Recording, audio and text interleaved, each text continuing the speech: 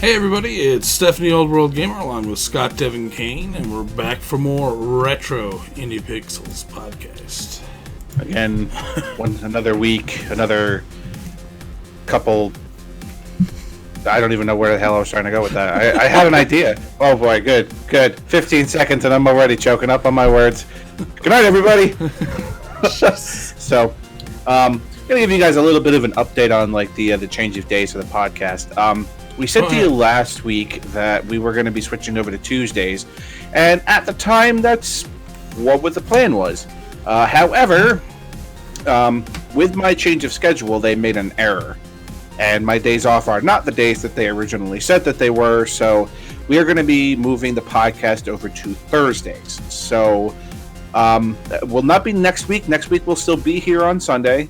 But then after next week's podcast, we will be moving over to Thursdays. I don't know if we're going to have a podcast next Thursday. Not this coming, but the following. We might have like a lapse of maybe a week or so. But maybe we will. Who knows? We may. I'm going to be off, so I should be good. Yeah, maybe we'll do like 2 podcasts in 1 week. You never know. Maybe we'll I see what you're saying. Yeah, I mean, that's doable. We could do like a little tiny one, be like, hey, things have happened in the last 3 days. You never know. And then some people will be like, finally! Yeah, the size of the podcast we actually want. Yeah, right? It'll be like 6 minutes. Like, yes. Nice. So, anyway. So, now that we have that little update for you guys, I will move on to my news, starting with the Epic Games Store freebies that are coming up, or that are there right now. We have Layers of Fear is free on the Epic Games Store alongside Cube 2. From now until October 31st, you can claim Layers of Fear and Cube 2 free through the Epic Games Store. Layers of Fear is a first-person psychedelic horror game with heavy focus on story and exploration. In the game, you take control of a painter whose sole purpose is to finish his magnum opus. You will have to navigate through both constantly changing Victorian-era mansion while dealing with the painter's fragile and crumbling psyche. We actually covered that game in our very first podcast that we done. Yeah, so there you go. Now you get it for free.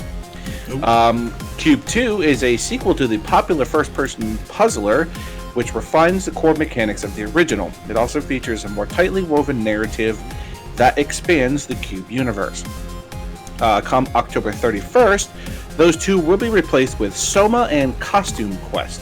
Soma is a sci-fi horror title which was developed by Amnesia Dark Descent studio Frictional Games.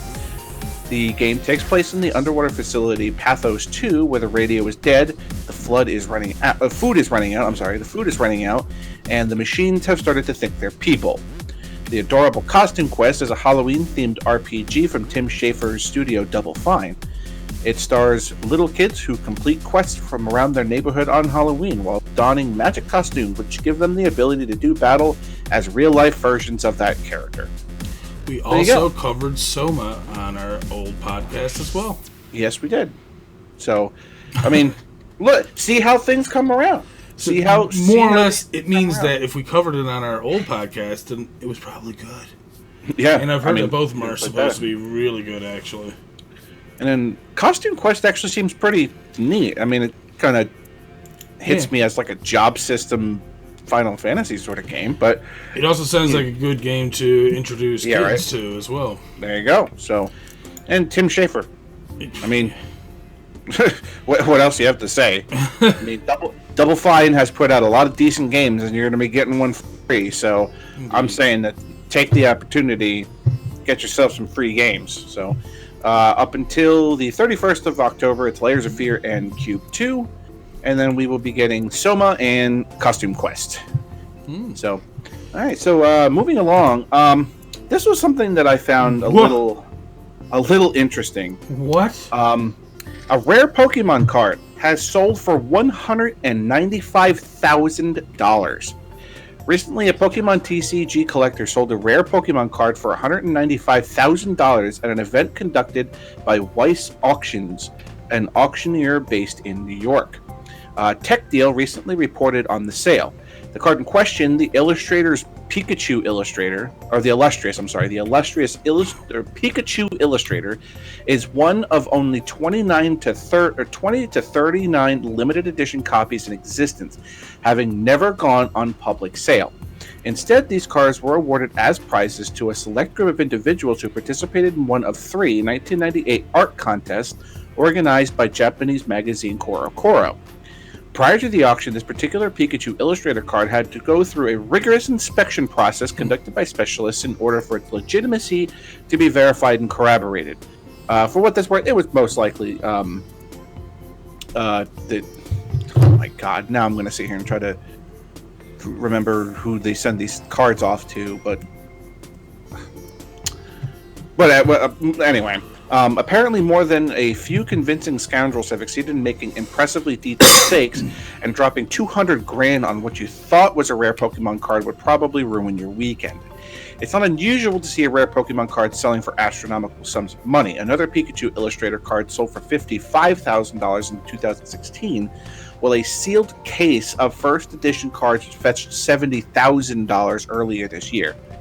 For those that might not know, a case of first edition means 6 booster boxes.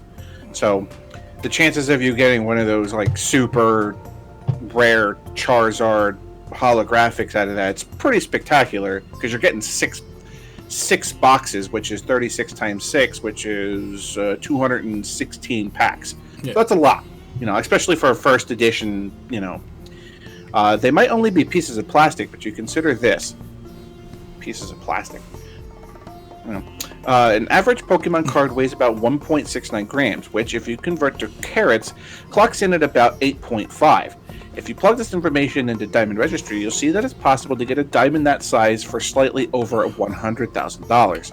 So the most recent Pikachu illustrator card, which again raked in a whopping $195,000 at final call, is almost twice as valuable as that. Mad, isn't it? Maybe they should put these cards in engagement rings. Jesus. Obviously, this card absolutely smashed the record for the most expensive Pokemon card in history.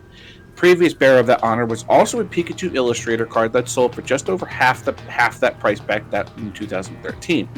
Naturally, because these cards have only ever been owned by private vendors, their value continues to increase.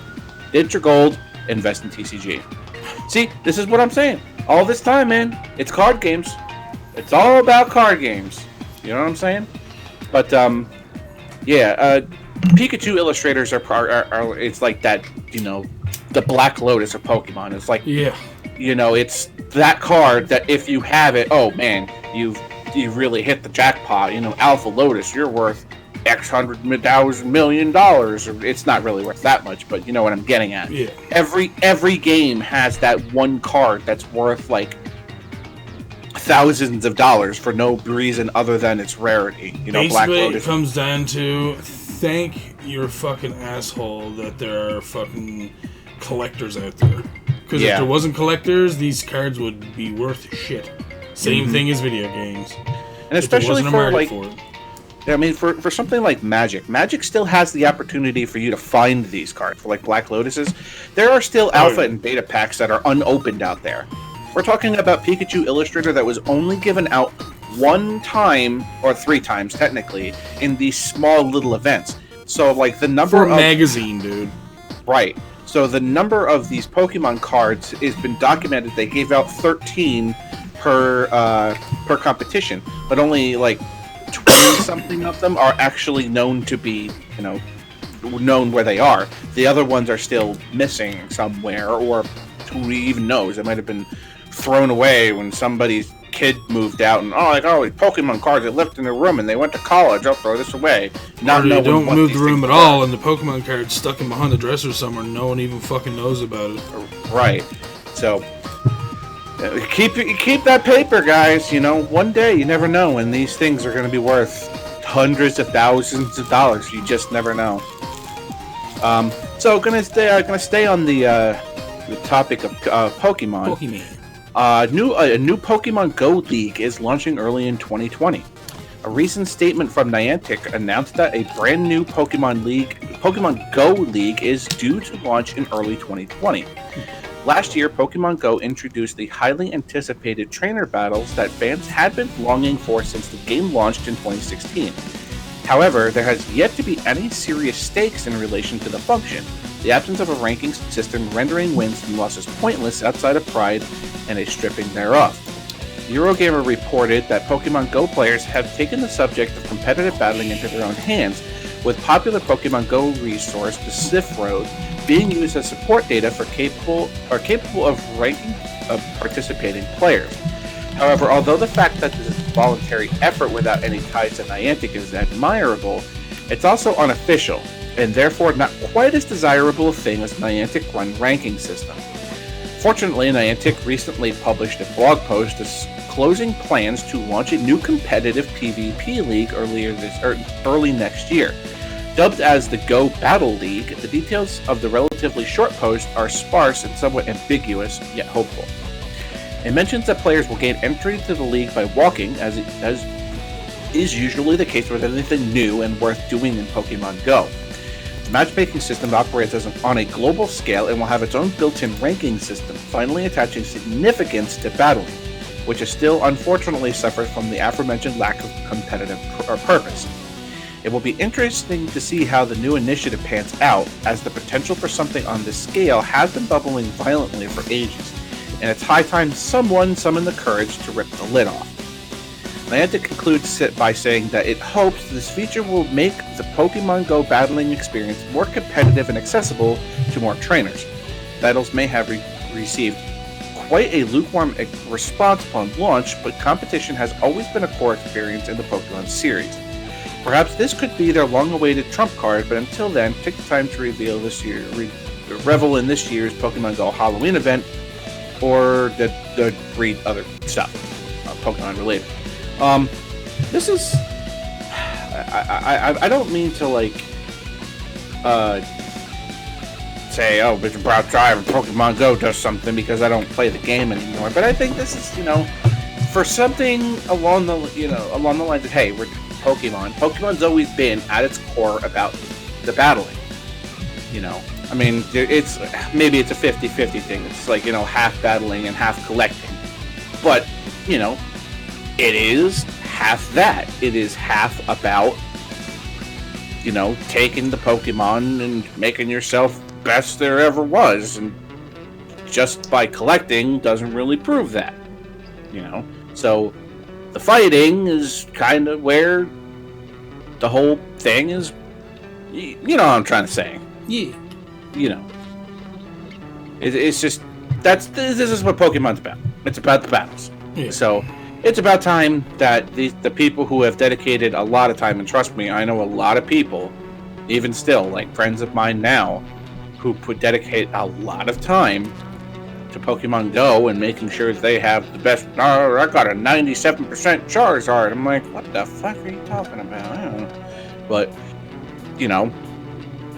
their effort is finally going to be worth something. They're going to be able to be like, hey, I'm the best in all of North America, blah, blah, blah.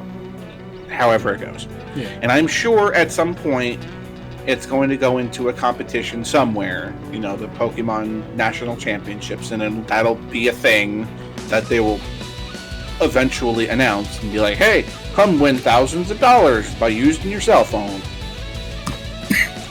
It'll happen. I'm throwing it out there. It's going to happen eventually. Just a matter of time. So, anyway, moving on. Future Borderlands 3 updates will include extra bank space, level 4 mayhem, and more vending machines. Gearbox will release a substantial patch for Borderlands 3 today, which was Thursday, and it has also outlined upcoming additions to expect. New patch will drop for Borderlands 3 to develop player, which supports Bloody Harvest event and addresses a number of reported issues. The studio also outlined what to expect in the future, which we will dive into first. According to the post on the official website, you can expect the studio to continue addressing game performance and stability. Game-wide improvements can be expected in the November patch. You can also expect the first bank expansion to come alongside the release of the next content takedown at Maliwan's Black Site. Gearbox said that the expansion will double the size of the existing bank. Additional bank expansions will be rolled out with future content releases. Alongside the content update, you can also expect the first new Mayhem mode level, Mayhem 4. Expect tougher enemies, which will reward you with highly synergized character builds. A new batch of legendary gear will also only drop while in Mayhem 4. In the long term, Gearbox plans to overhaul Mayhem by adding more UI support, new modifiers, playlists, rewards, and additional levels.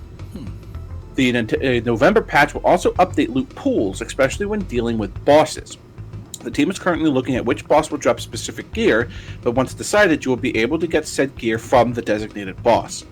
Another change will come to character buffs. According to the developer notes, in the latest stage of the game, when Mayhem mode is active, player companions aren't performing as well as expected. Gearbox is currently looking into how it can adjust damage according to the relevant skills and gears.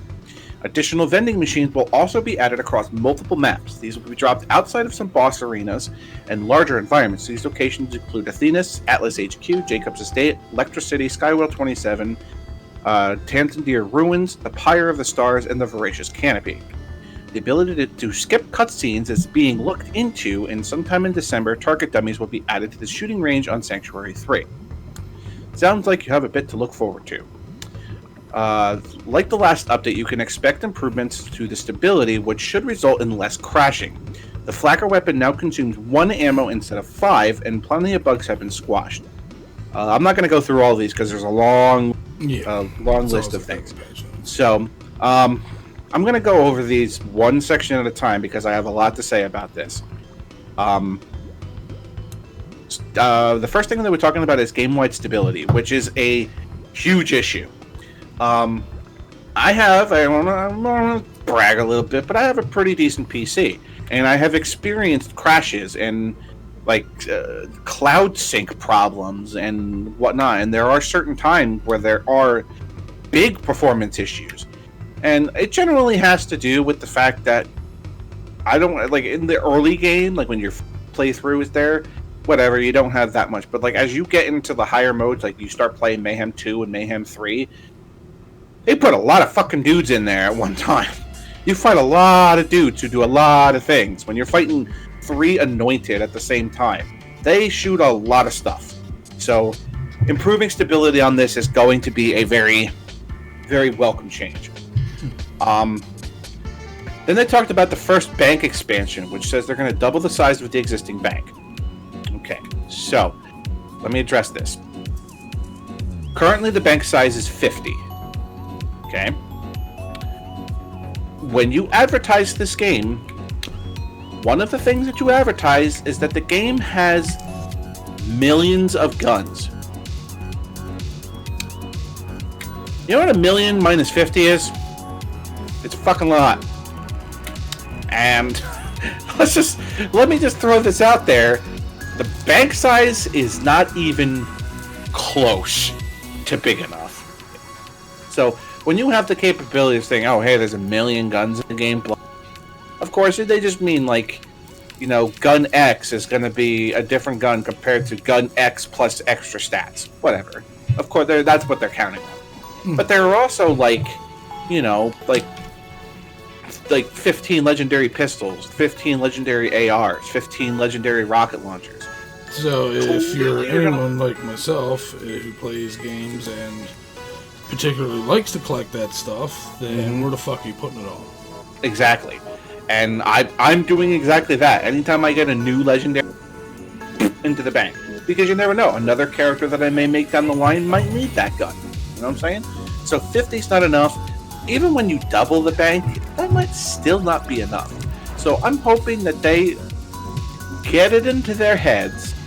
I'm looking at you, Gearbox, and saying, hey, maybe we should just expand the bank to 500, making it big enough for them to have enough to just not have to worry about bank size. You know, if you advertise a million guns, at least give us the opportunity to keep 500 of them. You know what I'm saying? Yep. They're also talking about Mayhem 4. Okay. So, Gearbox, I know you love the Siren. I know you love the Siren. But I'm never allowed to play the Siren because that's my brother's character, and I understand that. My brother always plays the Siren. I'm okay with this. And when you gave us like the preview for Borderlands 3 and then the character preview for Zane, I was all about this. I'm like, oh, I really love Zane. This guy looks really cool. And I still like the character. Except the fact that you still love the Siren so much that she's the only one who can handle anything outside of Mayhem 2. So you're gonna make Mayhem 4, which only the Siren can handle. Let's talk about making sure that the other characters can handle what's in the game right now before we go on to making more difficult stuff that only one character can handle right now. So, let's just... loot pools... I don't play enough of Borderlands to know about anything that you're talking about, so yeah. Yeah. I'm gonna rant about this because, fine. I'm a big Borderlands fan, but... just letting other people know what I'm doing here. Yeah. Loot pools, I think, is a great idea. I think, like, if you're looking for a specific gun for a specific build, you shouldn't have to do, like... You shouldn't have to go out and kill 600,000 bosses to be able to get one gun. To be able to go, oh, this is like the same thing with any other RPG, okay? Oh, I know that the shield of my ass comes off of this boss. I can go farm that boss and get the shield of my ass after a couple tries. You know what I'm saying? So loot pools, I think, is a... I'm just... Whenever I do RPG items that I don't have a specifics to, it's always of my ass. I've been calling items into Diablo like the full plate mail of my ass for ages. But loot pools, this is just a given. You really should be doing this. They already do this to an extent where like only certain bosses drop certain things. Like the Queen only comes off of Tyrene. The King only comes off of Troy. But, obviously to be able to have more dedicated, hey, I need a Jericho. Who do I go farm to drop a Jericho? Right? Character buffs, leave the Siren alone. She doesn't need buffs. You know who needs buff? Zane. Zane needs some buffs. Because you know what he does? He digiclones and waits for the Siren to do things. I can't say that entirely because I am stuff on Mayhem 3 kind of by myself, but just watching my brother play the Siren, and it's just like, oh, well, I just melted 17 dudes and I'm still working on one. Okay. Extra vending machines, thank you so much. Like, I understand that, like, once we get all the backpack VMUs or the SVUs, I'm sorry, that we have 40 places to put things.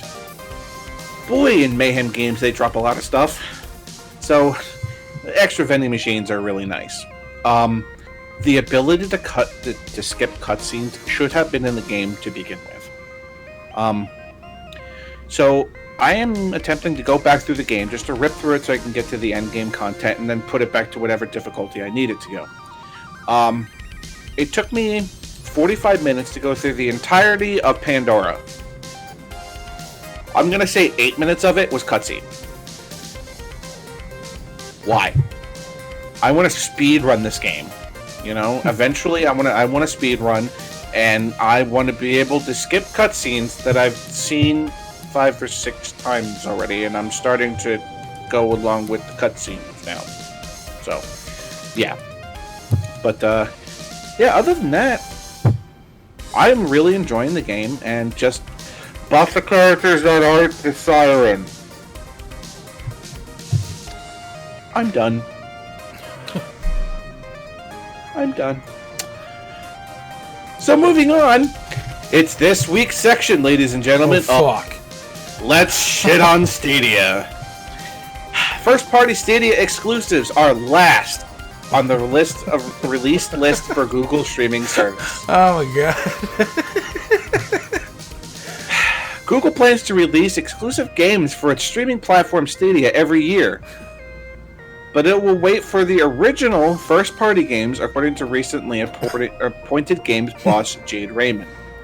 Stadia launches next month and has mainly made a big deal about how it will deliver games already available on other platforms.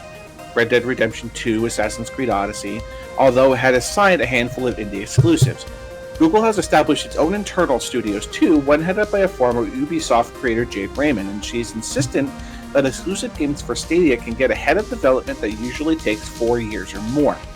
However, internally developed original games will be last on the release timetable. First up there are the third-party releases, then the second-party titles through partnerships with indies. Then you can expect original games from Raymond and her teams. It won't be 4 years before gamers get to see the new exclusive exciting content, she told GamesIndustry.biz. There will be some coming out every year and more each year. One of the big questions that surround Stadia is whether Google will stick with a long-term plan or lose its interest if it's not immediately successful. Boom. But Raymond reckons Google is prepared for the long haul. For a big bet and a huge new IP that's going to fully leverage the cloud, it may be several years, she admitted. But we do have quite a few exclusive games in the works that will demonstrate some of the exciting things about the platform all along the path. Initially, we're going to have some interesting indie-style games we sign and that might look a little different or take advantage of YouTube integration or have a different role for a streamer, Raymond said. But they won't right away solve every problem or uncover every possibility of what cloud-native gaming is going to open up. If you're wondering how Stadia shapes up in the real world, so are we.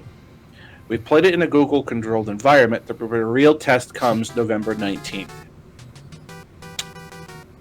Alright. So, what you're telling me here, let me get this straight, is that these people are going to be working on these games for Stadia, but they're not going to come out for years for a console that I believe isn't going to last a year.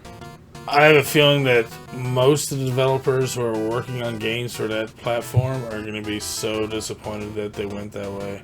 Figuring, oh, well, Google's got the money to do stuff. This is where Google's going to pump in a bunch of money onto a thing, put a bunch of, PR behind it, and then it's not going to go anywhere because there's already too many well-established, game producers or what would you call it, platforms like Nintendo and Sony and Microsoft. They are fucking cemented. Yeah. And but they won't really solve every problem or uncover every possibility of what cloud-native gaming is going to open up. That's a thing already. What are you talking about? Exactly.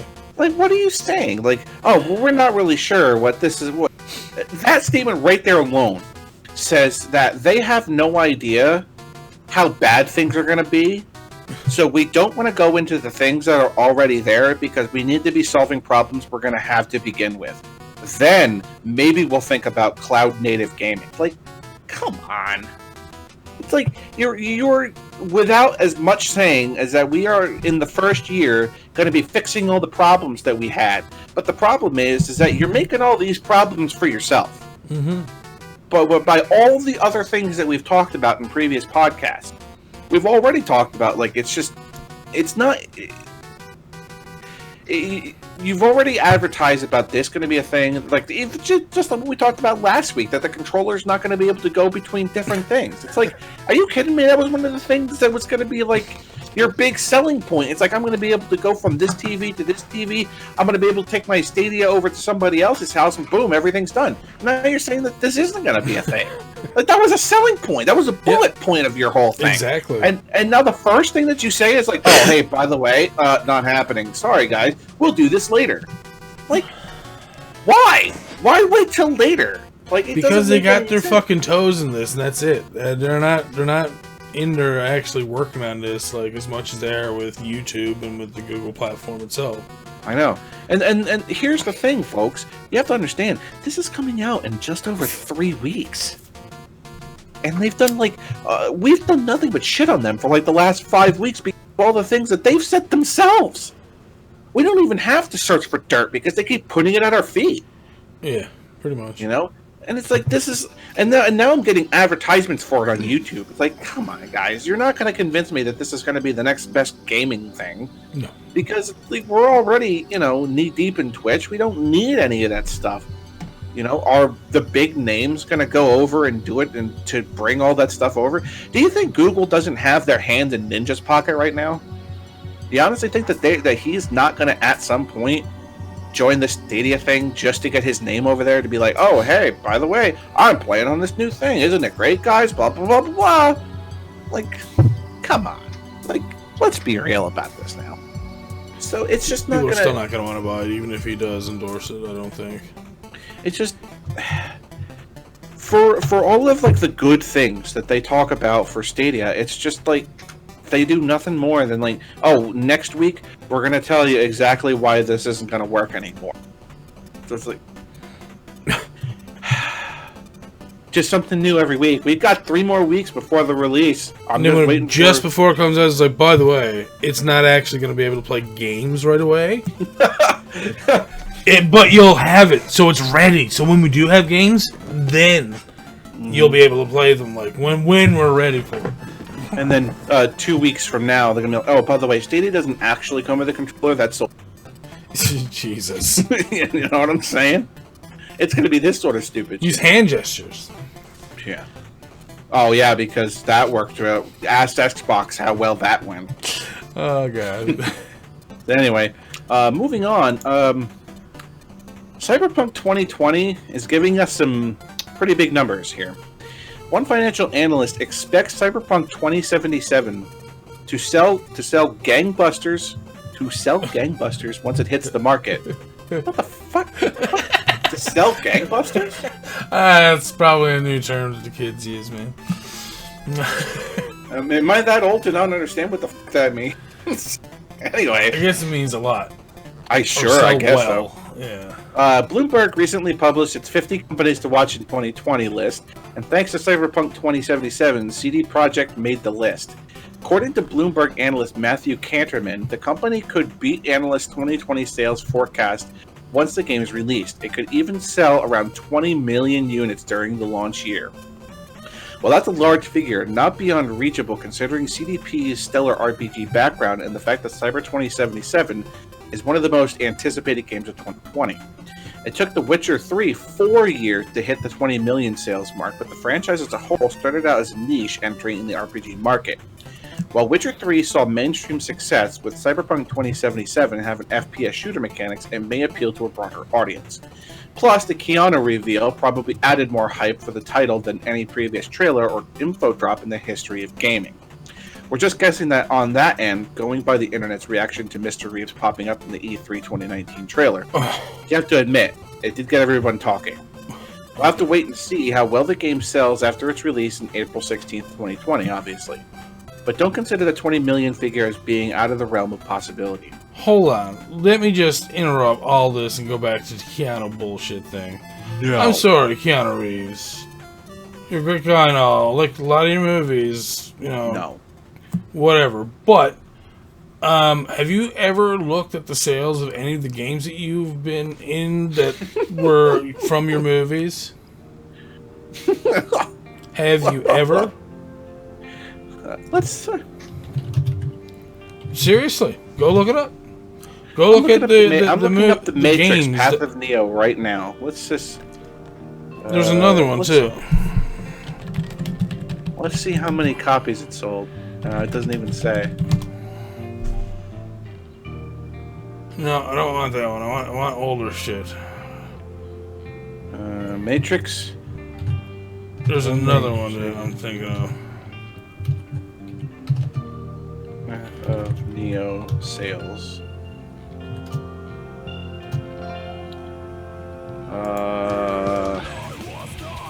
Sales was John. Yeah, John Wick was one of them, but I thought there was other ones too. I actually can't find it, but anyway. Oh, there we go. North America, it sold 230,000. Its sales history total 310,000 copies of a game about the Matrix.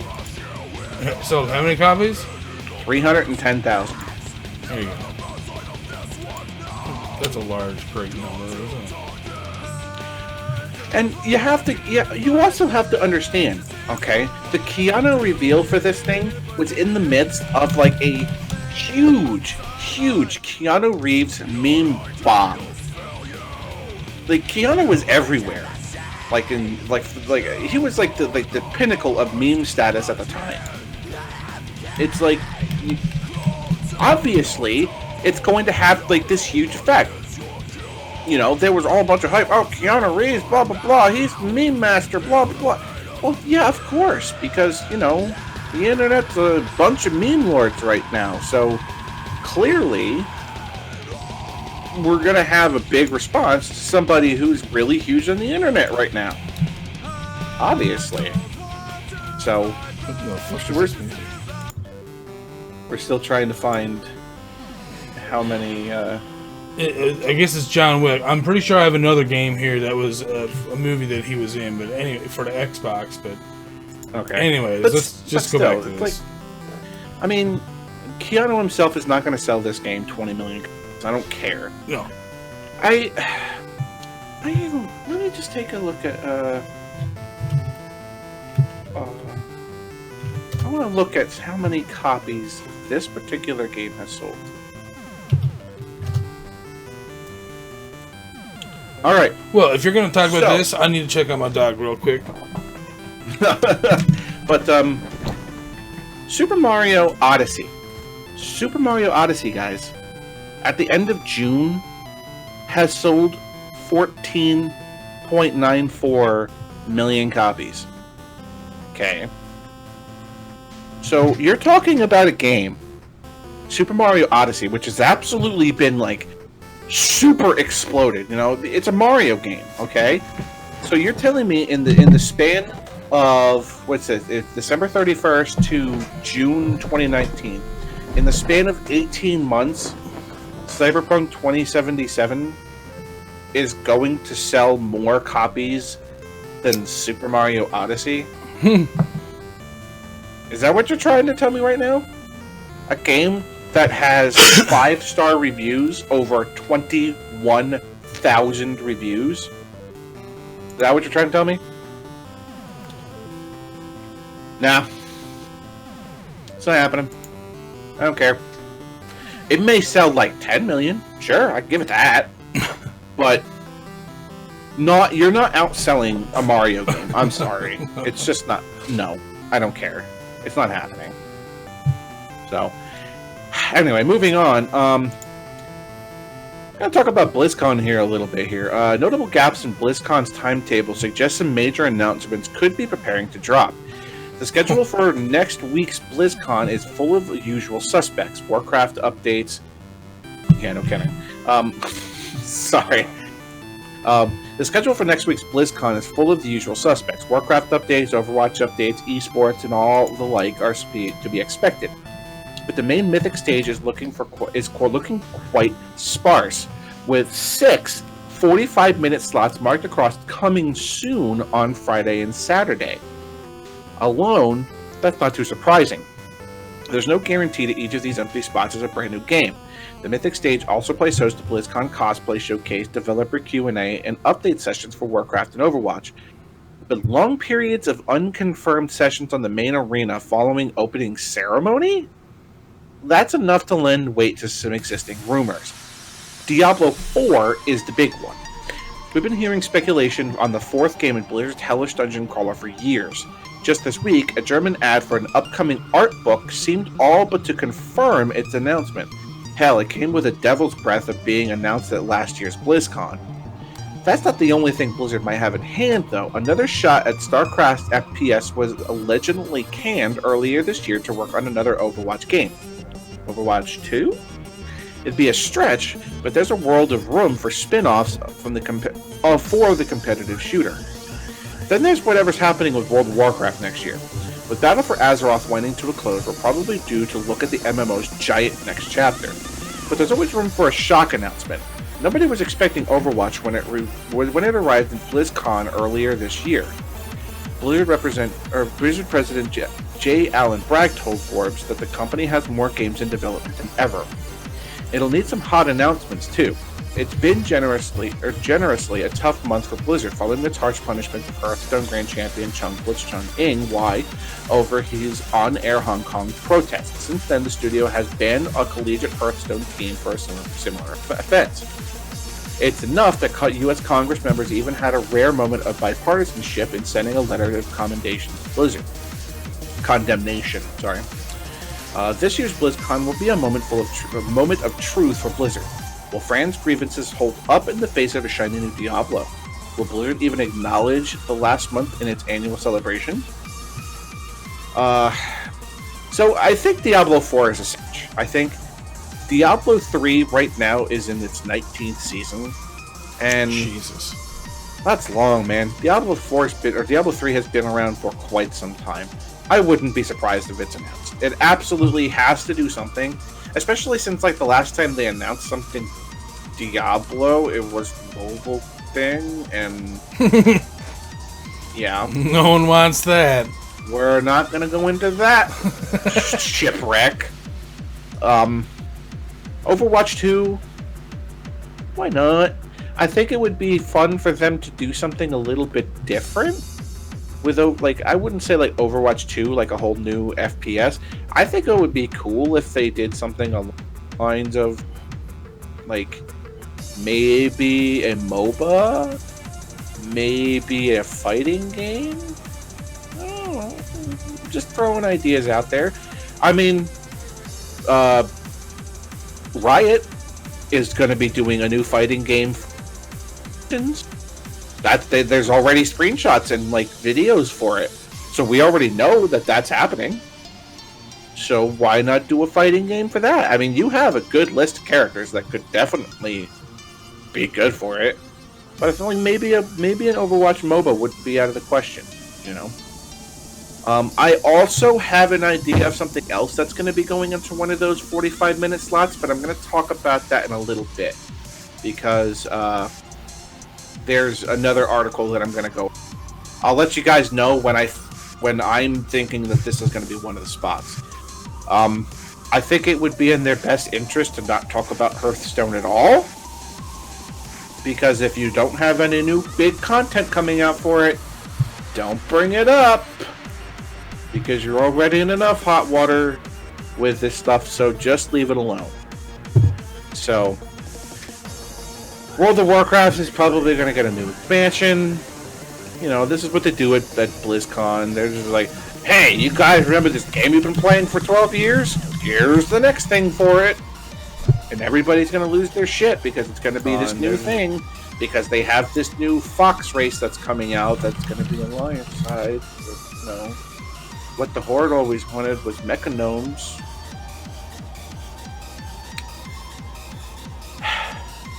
Anyway, so if we get any information on what happened at BlizzCon, we're probably going to tell you next week, because BlizzCon I think is during the week, this coming week. So we'll let you guys know what interesting stuff comes from it. Mm-hmm. So moving on, Darksiders Genesis has a release date and will be arriving first on PC and Darksiders Genesis will release on PC and Stadia later this year. Not for Sega Genesis. The Airship Syndicate developed Darksiders Genesis has been given a release date. It will release first on PC and Stadia on December 5th, followed by consoles February 14th, 2020. The game is currently available for pre-order and comes with 3 different versions: Collector's, the Nephilim Edition, which includes the official board game Darksiders Forbidden Land, and Standard. Set before the events of the first game, Darksiders Genesis is the first title in the franchise to feature couch co-op and online co-op. It stars the 4th and final horseman, Strife, who is able to battle alongside War. Solo players are able to alternate between the 2 horsemen on the fly. It's currently in development for PC, Stadia, PS4, Switch, and Xbox One. Nice. I don't know if you've played Darksiders at all? I have not played that much of it, no. A little bit, but it's a game that I've wanted to play for a while because it looks like it's a lot of fun. It is really fun. It's super fast paced. It's pretty much on the same genre as like Devil May Cry. It's that sort of same thing. So, but like, I really love War as a protagonist, if you want to call him a protagonist for it. Like, you know, whatever, anti-hero, whatever you want to call him. But I really love Darksiders, so I'm really looking forward to this game. Hopefully, I will be able to stream a little bit of it when it comes out. It features couch and online co-op, thankfully. So nice. So you mean somebody can get it right? There you go. So this is something that I kind of want to debate a little bit here. All right. So, Magic the Gathering Pro player won't face bans for Hong Kong support. It doesn't look like Pro Magic the Gathering Arena Championship player will face reprisal for pro Hong Kong protests. Less than 2 weeks after Hearthstone Grandmasters champion Blitzchung set Blizzard reeling with his pro Hong Kong outcry, another card game pro has voiced support for protesters in their region. Magic the Gathering Arena Pro player Lee Si Tan closed out a stunning performance at the Mythic Championship with a protest of its own. Now, Tan's protest isn't quite the fired-up gas mask rally of Blitzchung's. He's clearly nervous, shaking from winning a hard-fought game. Nonetheless, Tan donned a red scarf to push support for his native Hong Kong during a post-game interview captured on Twitch. "Life has been very tough in my hometown in Hong Kong," he uttered before explaining his victory.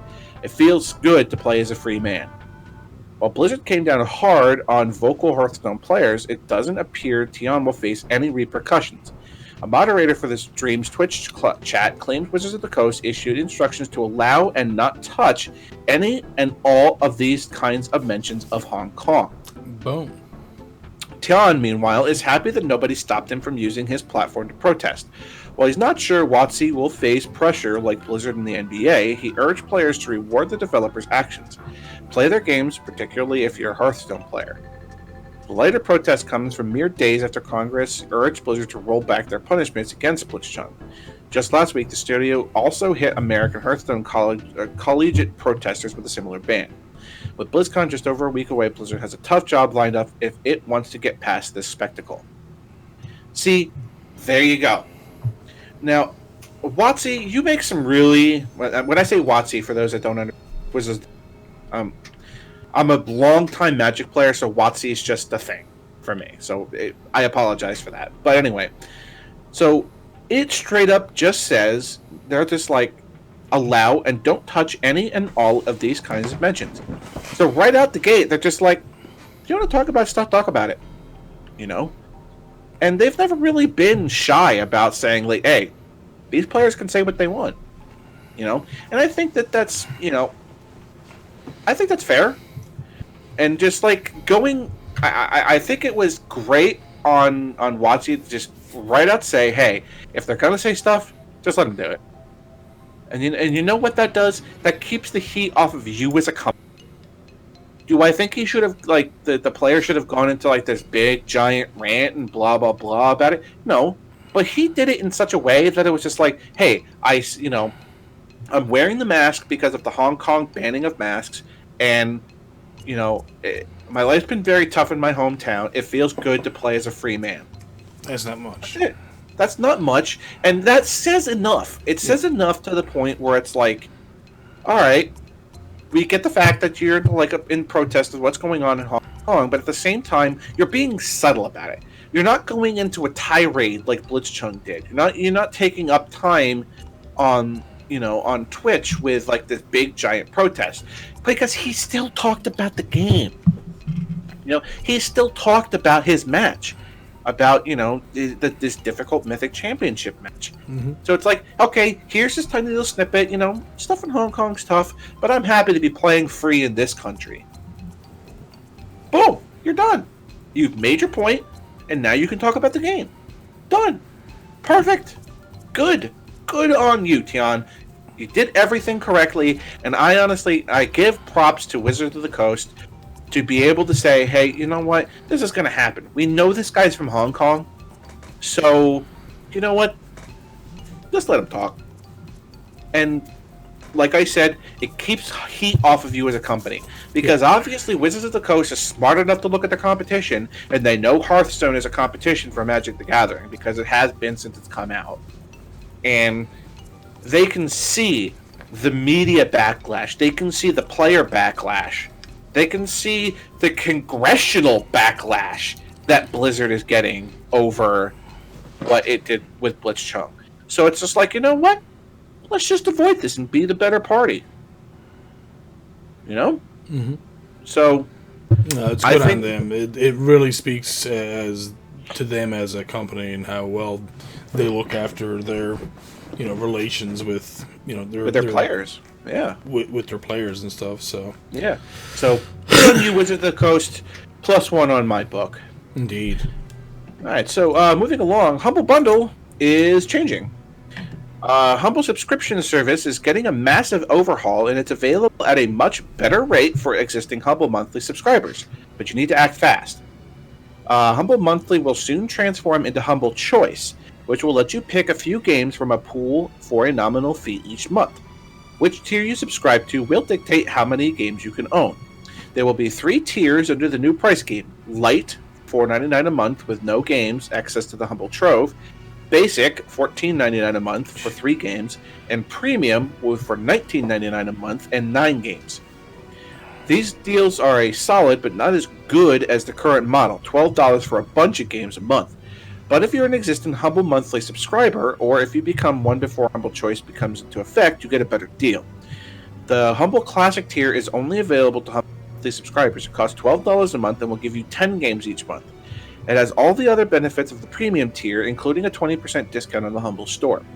Thankfully, the Humble Monthly deal for this month is pretty fantastic. It features both Crash Bandicoot and Spyro trilogies in their upgraded forms, plus Call of Duty World War II. If you sign up now, you'll have a better deal going forward. Just make sure you do this quickly if that's a deal you want to take advantage of. You are a Humble subscriber, aren't you? I was for a long time, but here's what was happening. I was getting so many games that I just didn't have time to play because of work and stuff that it didn't make sense for me to keep getting bunches of games. Not only that, but as many people know, I deal with a lot of indie developers on a regular basis, so I literally get games given to me every day, basically. Right. So, and even then, like, I'm having to give some of those away, or give, if this is a game that I know that, like a shoot 'em up, I know that if I pass it over to Scott, he's more likely to play that than I ever will. Right. Just because I'm going to be going for games that I'm going to like to play first over games that I'm going to do just because it was given to me, kind of thing. So right. So like in that retrospect, is like we talked about that last week, whatever, 2 weeks ago. Like you and I have our specific genres of games, and we can't always be critical of the games that we don't know anything about. Mm-hmm. Like just for today. Like when I was talking about Borderlands, you don't play Borderlands. You're not a big fan of like first person shooter sort of stuff. Mm-hmm. So you didn't really have much to say. So, being able to talk about specific things that you like, and then being able to pass on stuff to other people that other people like, it gives us a much better chance to talk about the things that we like. And not only that, but it also helps the developer more. Because right. Would they rather have the game sitting in my library for X amount of years, or would they rather have someone play it next week? Right. So anyway, going back to the story here, we kind of diverged a little bit. As a former Humble Bundle subscriber, what would you think about this? It can be good and bad for a couple of different reasons. The reason why it could be bad is for the fact that, alright, you're going to pay premium $19.99 a month and there's 9 games. Well, usually I think in most of the Humble Monthly you were getting, between, say 6 and 12 games. And most times, a lot of those games weren't the most fantastic games in the world. A lot of times you were getting a lot of great games. And sometimes you're even getting AAA titles that you may not even want, or you may be looking forward to. So it all depends. So, going for a basic, you're going to be saving $5 but not getting those 6 other games. But you're probably still going to be choosing from that one same pool, meaning that, if there was only 3 games you wanted, well, now you're not paying the extra $5 to get the other 6 that you didn't want. You know what I mean? So... And again, the good thing about it is that the more games you're going for, and if you're a current Humble Monthly subscriber, if they're going to actually be giving you 10 games each month, well, that means you get the entire pool plus 1 extra. I don't know how that would work. So I think that this is a much better deal for the people that are already subscribed to it. And my main thing about Humble, the way that the Humble Monthly thing was, it was you can pay what you want to get, whatever games, blah, blah, blah. Okay, whatever. But at the same time, there are a lot of months where I've gone, I'm like, let me go check out what's on the hunt. And there were like a lot of games where I'm just like, I don't want any of these games. Yeah. I'm, like, oh, they could be like, oh, this month it's going to be the strategy bundle. Like, all right, so if I'm just subscribed for $20 a month and I get 9 games, which of these 9 games that I don't already have any interest in playing am I going to take? Yeah. Well, exactly. how do I know? How would I know which of these games that I would ever want? Because the likelihood of me wanting any of them because of strategy games, and again, please don't misunderstand strategy games. It's not that I don't think your games are good. It's because I'm bad at strategy games, so I would be bad at your games, so I wouldn't want to play it.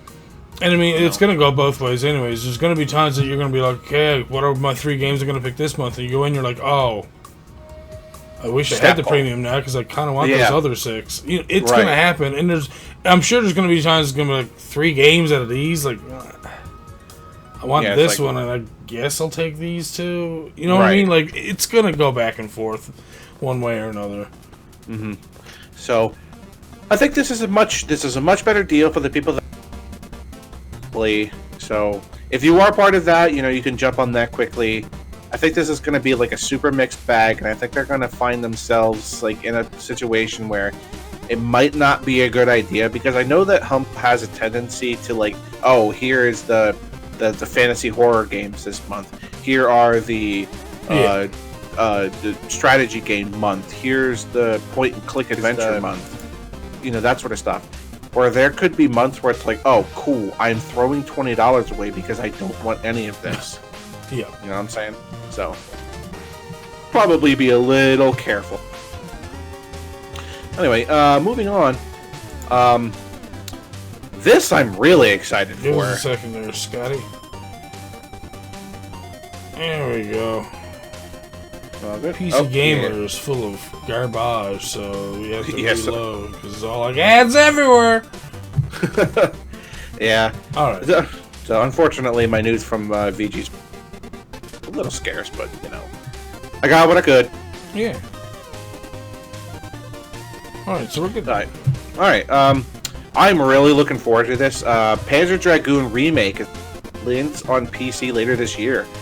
The remake of Sega's 1995 rail shooter Panzer Dragoon is coming to PC later this year, boasting improved graphics and controls alongside some gameplay tweaks. The Steam page for Panzer Dragoon Remake marks the release window as this winter. Sega isn't involved in the project, which has been licensed to Polish developer-publisher combo Megapixel Studio SA and Forever Entertainment SA. He means Polish. It says Polish. Sorry. Which has been licensed to Polish developer-publisher combo Megapixel Studios SA and Forever Entertainment SA. Polish. Polish. Forever Entertainment will also publish a make sure that's not Polish. Forever Entertainment will also publish a remake of Panzer Dragoon 2, although we haven't heard any details about that yet. Hey, if you have not played Panzer Dragoon, please do yourself a favor and take a look at this. Panzer Dragoon is so good. It's the only way I can really describe this is that it's like Star Fox on a dragon. Yeah. Do I need to say more? Because it's really good. If you've not played Panzer Dragoon, it's Star Fox on a dragon. It's really good. It's like fast paced. Kind of think of it as like Space Harrier, I suppose. It's kind of like in that sort of genre of what I'm trying to like the third person shoot stuff towards the front of the screen, to the foreground. Mm-hmm. You know what I'm saying? So virtual cop. Yeah, there you go. So I mean, just by the looks of it, it looks really nice because it originally came out. I want to say Dreamcast, but I know that's wrong. Maybe it might have been Sega CD. I was thinking Saturn, but it could be Saturn. You're correct. No, you're absolutely correct. It is Sega Saturn. Oh, that's right. I was in that like that middle. I couldn't remember what but it's definitely Sega Saturn. It's definitely Sega Saturn. Yeah. But Game Gear. This is a really good game. Please do yourself a favor and give this a try. Moving on. So here we go, Stefan. Carrion, the promising reverse horror game, gets a free demo on Steam. So, we've talked about Carrion on the podcast in previous episodes, Stefan. So, give you a little information here. So, we talked before the podcast to make sure that we know what both of us are doing. And Stefan was talking like, "Hey, we're going to talk about Carrion." I'm like, we already did. So, I brought this up here. I was more like, hey, I just mentioned that I'm going to be covering Carrion. I'm like, what are you doing? And he's all like, we covered this twice before. I'm like, wait, what? There's so many games, dude. Yeah. Jesus. But this did come up on a Steam queue before. So if you guys are interested, we like what we saw of Carrion on the upcoming reverse horror game that casts you as a tentacle monster. Now's your chance to get hands-on. Developer Phobia Game Studio has released a half-hour demo that you can grab on Steam. The demo will only linger until November 2nd, so act fast. Carrion, which is due out at some point next year, tasks you with escaping a research facility, murdering as many humans as you can in the process. As you gobble up people, you gain mass along with new skills that let you reach unexplored parts of the labyrinthine map. It's a horror Metroidvania, basically, where you are the hunter rather than the huntee. You can also reject mass to change your available skills, as somebody explained. A simple example, you had to eat several men to grow large enough to unlock a dash ability, making me capable of busting through a wooden surface. But to open a door, I had to reject a good chunk of mass to regain the ability to spit out as a little spidery arm. It fits into small crevices, which makes pulling switches through small cracks easy peasy. So, if you've seen previous podcasts, we've talked about Carrion. Now you guys have an opportunity to play a 30-minute demo for free on Steam. If you've seen the actual preview, this game looks really cool. And kind of playing the monster in a Metroidvania is different. Yeah, I'm starting to like that people are making more of those games. We looked at one last week, and I was telling the developer that like the only other game I could think of that ever done that was Nefarious, where it's a Mega Man game, but you're the robot master, right? And you're beating Mega Man type people. If I'm not. Yeah. Anyways, you'd have to see what I'm talking about, but yeah, it's a pretty cool game, and it's cool when you get to play as a villain because you're always the good guy. Right. So, like, to be expected, this game is going to be a gore fest because the idea is that you're this monster that's going to be eating people all over the place. So, if you're, you know what you're getting into when you're getting into this game. It's called Carrion. So, yeah. So there you go. We have a 30-minute demo for you guys. Well, they have a 30-minute demo. I don't know but we are telling you, go and grab yourself the demo if you're interested. I saw this and I absolutely had to talk about it because, we talked about this earlier in the podcast from a guy who likes card games, okay? So just don't mind me, okay? I like card games, you know what I'm saying? So, looks like worms. So, adorable Deckbuilder Rise of the Slime enters early access. Deck building dungeon crawlers are common enough these days, but few are as cute as Rise of the Slime, and I'm not just saying that because I like Dragon Quest series.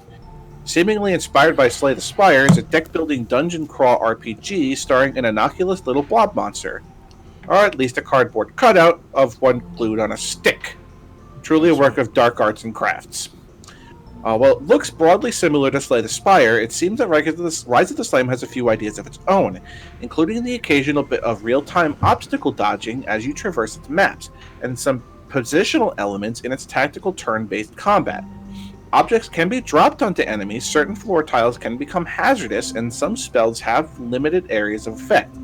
In danger, swap positions with a monster and laugh as it catches the bomb meant for you.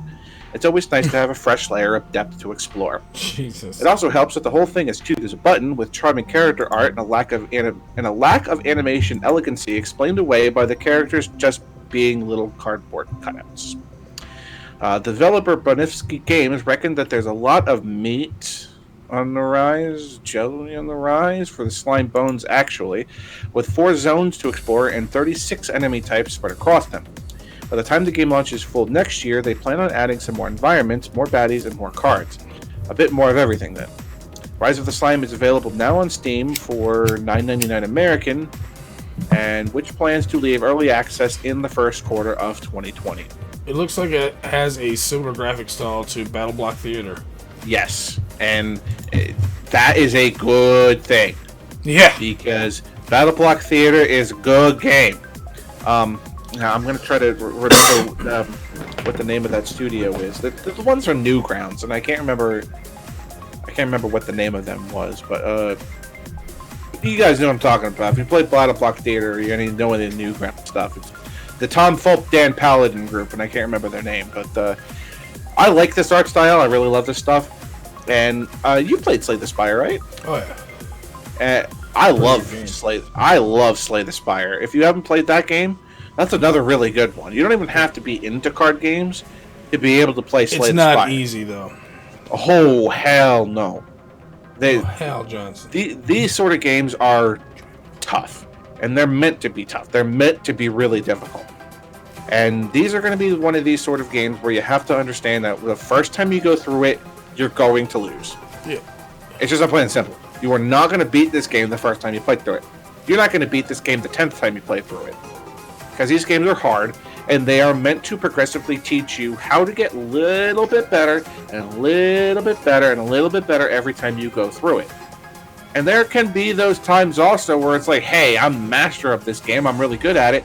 And there can still be times where you're just going to die. You know? Because these sort of games are really just that tough. You know? They're just soul-crushingly hard sometimes. So, and Slay the Spire, you know, or Rise of the Slime, I'm actually really looking forward to this, because I might just pick up a copy of this later, because this game looks really cool. So moving on, so remember when I told you guys that there was a particular thing that was going to be going on in BlizzCon that I feel is going to be one of those 45-minute spots? I think this is it. And we talked about this in a previous podcast. Yep. Former Xbox executive Mike Ybarra is joining Blizzard. Former Xbox Vice President Mike Ybarra is joining Blizzard next month. He announced the news on Twitter only weeks after it emerged that he would leave Microsoft after nearly 20 years with the company. Mike Ybarra tweet says, "I'm very happy to announce I'm joining Blizzard Entertainment as an Executive Vice President and GM starting 11/4. We will work with all of our energy to serve gamers with incredible content and experiences. I can't wait to be part of this team." As the tweet reports, Ybarra will join the company November 4th as an Executive Vice President and General Manager. He'll do so at an awkward time for Blizzard. The company has been awash in all sorts of controversy over the last 12 months, ranging an ill-received Diablo phone game due to its treatment of Hearthstone Grandmaster Blitzchung following on his on-stream pro-Hong Kong protests. That said, all evidence points to next month's BlizzCon being a big one. Ybarra joined Microsoft in 2000 before eventually being promoted to General Manager of Xbox Live in 2009. He became Corporate Vice President of Gaming in 2017.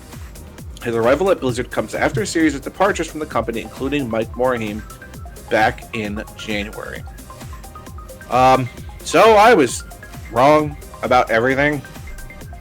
I was like, oh, he's gonna go make his own company. He's gonna go, be part of, do a new magazine or everything like that. Alright, this is gonna go to Blizzard. I mean, I'm okay with that. As somebody with as much, knowledge of gaming, going to a company like Blizzard, which has been around for 25 years at this point, I want to say. I think it was 90. They've been around for quite a while. 1991. Oh, 91, wow. 91. So Blizzard is 28 years old at this point. So a company that's been around for that long clearly is doing things right one way or another. But they're going to want to look to settle down and find a nice female company that they can, make subsidiary companies with. Right? I mean, you never know. They could find, like, Desert Storm Entertainment or, like, Rainforest Entertainment or, you know what I'm saying? You got to start looking at the broad spectrum. There's plenty of fish in the ocean, Blizzard Entertainment. So, anyway, I think bringing Mike Ybarra aboard is a great move for Blizzard. They just have to be really careful not to push him out there too much. Because right now you are in the midst of the most controversy I think this company's been in ever. So just be careful. You guys are getting somebody who, one of the greatest minds in gaming right now. So just... Maybe he'll fix it all for him. I hope so. I hope they do something because Blizzard has been one of my favorite gaming companies for a very long time. I played StarCraft before the year started with a 2. So... I've been playing Blizzard games, Warcraft, StarCraft, Diablo. God, man, I can remember going into a friend's house at like 12 years old and be like, hey, this game looks really cool. What's this? And, hey, this is Diablo. You want to try it? Yeah, I want to try it. And I've been a Diablo fan since, And it's like, oh, this company's Blizzard. They make this other game.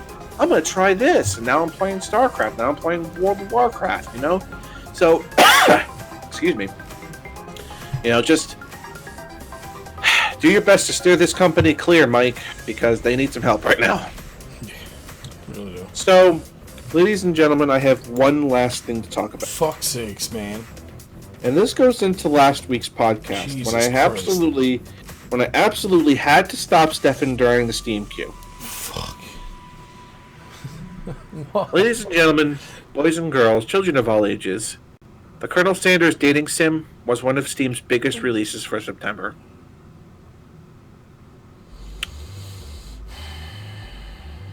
With September now a few weeks behind us, Valve has compiled its list of the 20 biggest new games of that month. As always, because it doesn't provide actual sales figures, the list is chronological, but Valve, being Valve, doesn't send these things out without a few interesting tidbits of trivia for the background. Hello, herbs and spices.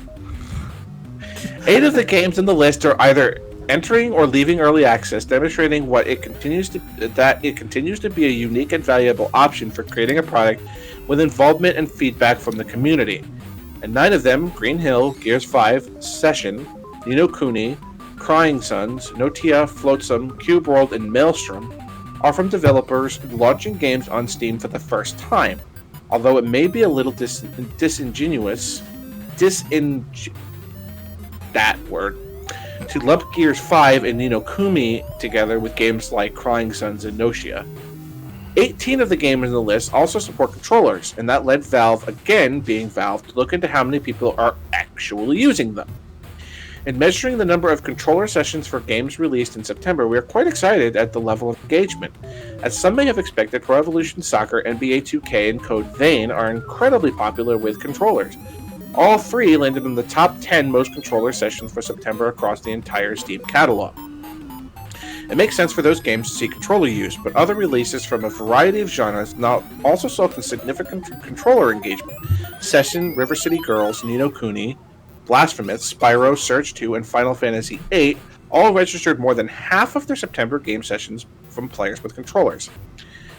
The list is Spyro Reignited Trilogy, Children of Morta, Final Fantasy VIII Remastered, NBA 2K20, River City Girls, Green Hell, Gears 5, Greedfall, eFootball PES 2020, Blasphemous Session, AI The Somnium Files, Ni no Kuni, Wrath of the White Witch Remastered, Crying Sons, Hot Lava, The Surge 2, Notia, Code Vein, Flotsam, and Cube World. And the top 5 free releases for the month include I Love You, Colonel Sanders. Territory Idol, Planetside Arena, Firestone, and Maelstrom. If you'd like to look closer into any of these games and maybe throw some money at them, collect them all together in a convenient store page. I was only kidding, guys. Just kidding. Why?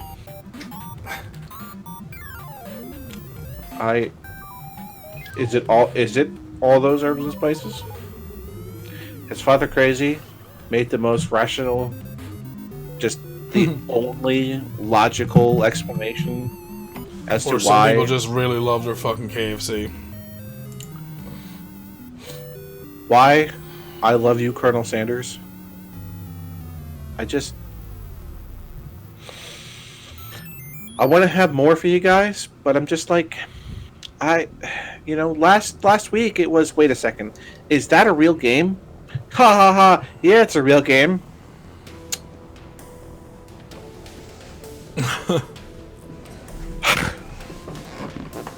I got nothing. I got nothing.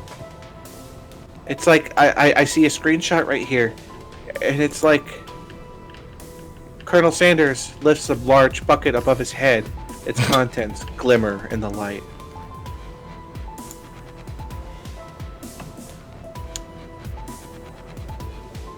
And I'm done. I've got nothing else. So, ladies and gentlemen, boys and girls, children of all ages, I present to you the old world gamer, Stefan. Poor old Scott. With his fucking KFC fucking games, what the fuck, man? And by the way, fucking Popeyes is better. Eat my ass. Argue with me. Moving on. We don't have Stefan. Popeyes, so I don't know. Mary Brown's is better? Stefan, it's on to you. Alright, so I'm going to be doing something a little different this week. One of the indie developer companies that I've been following for a while that I enjoy on a lot of their games, and well, honestly, they keep releasing everything for older retro consoles. And that company would happen to be Mega Cat Studios. We featured several of their games on podcasts before, and our old podcast. I actually have Coffee Crisis. I pooped on it the first time because I think the controller input was all like fucky and stuff, but they've since fixed it. Mm-hmm. They make a lot of great games. This is just go, look at it. We're adding them to our podcast credits because I feel that they're keeping with the whole retro thing. They keep putting out games for retro consoles, so they're trying to keep retro alive, and I love that shit. Mm-hmm. So, let's have a look at these. Lethal Wedding for the Sega Genesis. I mean, I'm interested already. I don't know about you. I like that kind of stuff. Like that, just the name alone, Lethal Wedding. Red Dead Reception. Oh, God. So, I mean... Oh, yeah. I mean, I'm already about female protagonists. You guys know that, so... This is just... to me, this is awesome. Oh, this is quality. Sega Genesis. Yeah. Right. Get him, girl. Get him. Oh. So, yeah, it's like a top-down shooter. That's pretty cool. Yeah. But we're not going to look at all the games like that, but I just want to go through some of them. Bite the Bullet, I think, is one of their new ones. You can get for Switch and for Steam. Coffee Crisis, you can also get for the Sega Genesis. Mm-hmm. I've actually played Coffee Crisis at Long Island. They were demoing it at Long Island Retro Gaming back in 2017. And it was the revised version, and it was pretty good. I liked it. Nice. Well, like I said, I played it, and I wasn't a huge fan at first because of the controller issue, but I've been told that since it's been fixed, so... they've actually given me a copy. I've showed it several times. It's still on my desk right here next to me. Little Medusa for Sega Genesis. They also have it for Super Nintendo and the NES. It's supposed to be an awesome game. There are no speedruns for it. I plan on trying to speedrun it. I'm looking forward to that. I think this is one of their like Halloween type games. The In Eating. 40+ puzzle platformer levels, Arsenal of Ghost Powers, Veal and Raw modes. Whoa. I love the graphics, man. NES stuff is so good. We like retro stuff, believe it or not. I know this might be shocking to some of you. Yeah, the little, like, for what little I've seen about Little Medusa, it looks like a really cool game. Oh, yeah.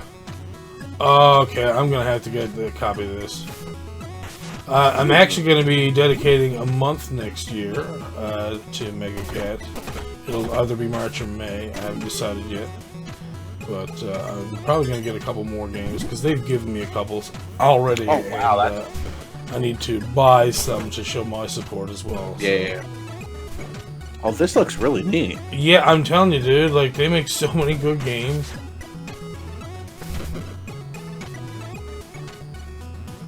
Oh, this is neat. Protein-rich puzzles. I don't know if those were... The music is actually bumping, too, on this. Oh, the meeting. I was looking at that as an I and an A, and I was like, what? And it definitely really does give you that, like, that real NES music feel, because... Oh, yeah. Like, that... It's NES gaming, man. It's as good as it gets. Oh, and excellent. Especially with, like, a publisher like Mega Cats, they're not about putting out games that aren't good, man. We have also Appeals Court, where you're a banana cop in the world's first and most nutritious pixel art spectacle fighter. God. Appeals Court. You can get that for the Sega Genesis. God. There's Logjammers, but we're going to look at it further down here. Panzer, I think Scott would also enjoy as well. It's for the Sega Genesis.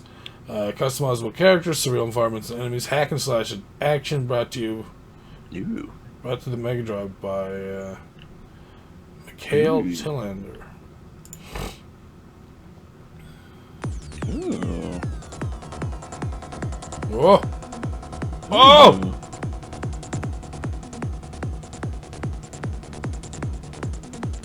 Yeah, see, this could help build my Sega collection.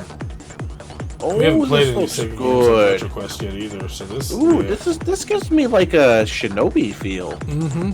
And to be compared to Shinobi, that's pretty good. I'm gonna say Shinobi's a pretty good series.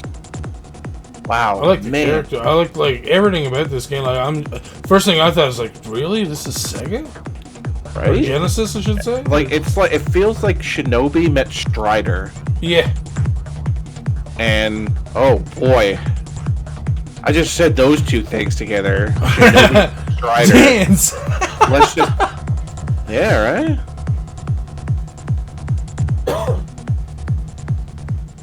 Oh, sorry, I'm getting into it as well. My God. I know. Oh. Looks real good, guys. Looks real good. Indeed. So then we also have Balls and Booty for the NES, which looks like it's a dodgeball type game. Creepy Brawlers for the NES. Dwarven Digger, which is for the SNES. Dushlan, which is for the NES. Well, there's obviously others, but I'm saying for the retro stuff. Dranker, win your freedom and save the kingdom by sifting through the fragments of destiny to reveal the truth of future in this punishing druidic puzzle game. Okay, so we're gonna look at that. And we're gonna look at Logjam. Look, they still keep going. Lucky Penguin for the NES, Machine Cave for the NES, Multi Dude for the NES, like Super Painter for the NES, Old Tower. Like, they have so many games for old, like, retro systems. They're keeping it alive, and that's what like I said, I love this the most about their company. And these are definitely all quality games too. Oh, this is like I haven't seen any of their games so far that I've everything. Yeah, yes they are. Or are they? No, they. I think that they make and publish on their own. Jam your log with fastest axe-based tournament ever to grace the NES. Choose your timber beast, grab your axe, and go for the gold, and go for a swim. Stefan, they make all this stuff and publish. As far as I know, they do both. Yeah, they develop and publish. Like I said, everything they do seems to be quality. Like, I haven't seen any games they've done yet that were terrible. Right? Because they have, from what I've seen, a lot of their games have custom cartridges too. Exact. That's the next thing I was going to say. When I say that they put them for the old systems, I don't mean ROMs. I mean actual physical releases. Yes. Once again, I'll say, like, I have a copy of Little Medusa right here. I open it up. It's actually on a white cart. And typically Sega Genesis games are on black carts, obviously, so that's pretty cool. It comes with a nice little, like, fully colored, detailed manual as well. Yeah, and, like, the manuals and stuff, like even the boxes, that you show them, like, these look like actual, like, Sega games that were, like, published back in the days. They have, like, the instruction manuals that are all, like, looks like they're, like, the real thing. So these guys do quality work. So, not only with, like, their games, but, like the boxes and the box art that they come in. So if you're a retro gamer at all, and you want to support a good company that releases a lot of good retro games on physical retro hardware, I guess, then this is the company to go to for sure. And like I said, quality games as well. And I mean, they have so many different games here and genres that you'll be hard pressed not to find something here that you'd like to play. Yep. So so I just wanted to make a mention and do a little shout out to them because like I said, I think they're a fantastic company, and I'm going to keep supporting them as much as I can. So the next people we're going to talk about, we actually mentioned them last week, and they're also partnered with Megacat Studios, is Analogue. I didn't even realize until I went to Megacat's page and I was like, wait, what? You're partnered with Analogue? Analogue are the people who make the new portable Game Boy. They also do a lot of the other systems, which are 100% one-to-one working. Like, it's basically getting a modern version of retro hardware. Yeah, we talked about this the last week.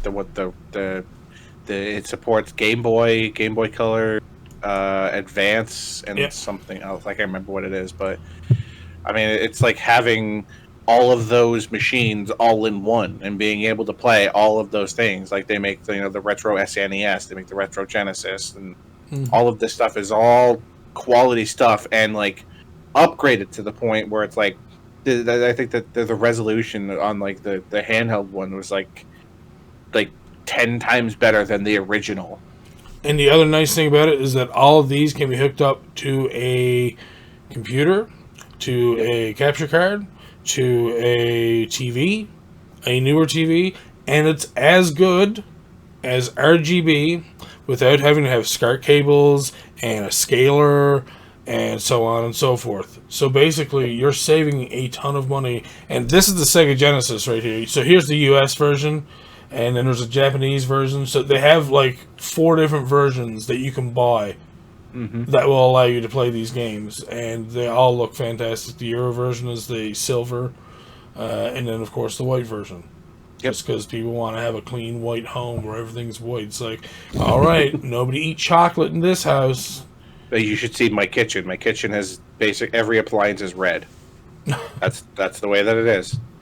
Also, if you have a look here, they also do the 8-bit M30s. These are basically the wireless controllers. They all come with wireless controllers as well.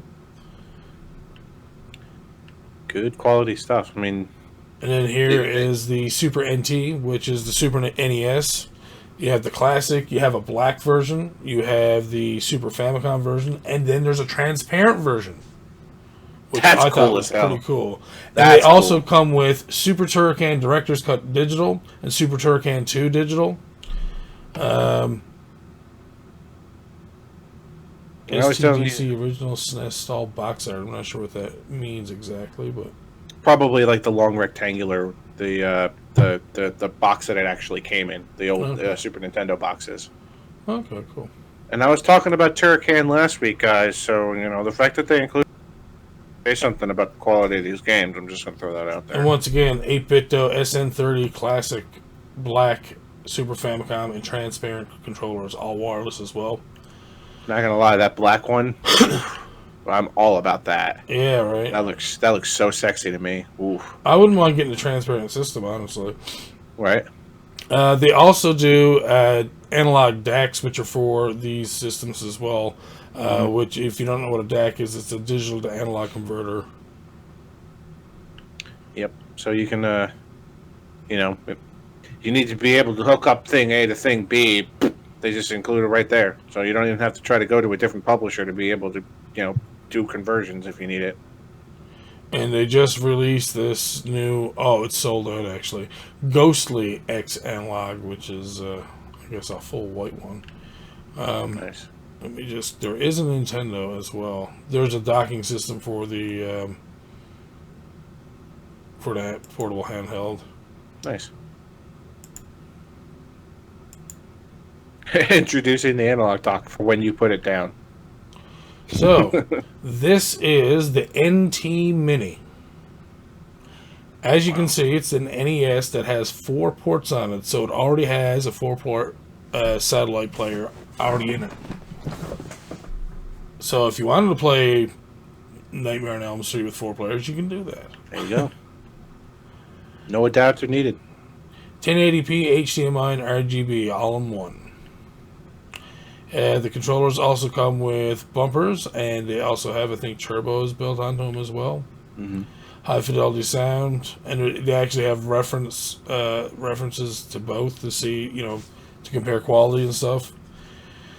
So as we were saying, for people who want to do speedrunning and want to go on, retro hardware, this is the way to basically go about doing it. Yep. Is to go through Analogue, because they make the 1-to-1 ratio of the systems themselves. So you're basically getting the retro console, but as a modern console. Yep. So I think that's pretty cool. And aesthetically, they look really cool. I mean, I really love the way that these look. Just on an aesthetic measure, they're really nice. Yeah. And these guys know what they're doing. If you actually look at their, if you're an electronics person, look at what they're doing there, you'll see that what they're making is high quality. Well, there's their DAC right there. So, anyways, just wanted to give a shout out to Analogue as well, because they are partners with Megacat Studios, and they're doing the same thing, which is they're keeping retro alive by giving people new options. So, I don't want to have to go and get an old TV and an old Nintendo and all my old games. Well, now you can go and get this if that's what what you care about. So, there we go. So, up next, Scott. So is it that time? It could be. Is it that time in our life? It is. Have we come to this point once again in my life and everybody else's life? Is it now my favorite portion of the podcast? Is it your favorite portion of the podcast? It should be, because it looks like to me it's time for the Steam Queue. Oh, baby. Indeed. Oh, we're going to have a good week this week. I'm hoping so. First up, we have M.O. Astray, which is an action, indie, gore, violent adventure, sci-fi. Well. Oh, you're a little blob dude? Okay, that's pretty cool. He looks cute. I like the pixeliness of the game so far. Whoa! He just sucked up a tree and... Oh, now he has some color. All right. Oh, dude. Oh, this looks great. Whoa. Whoa, does he reenact, like, people's memories or something?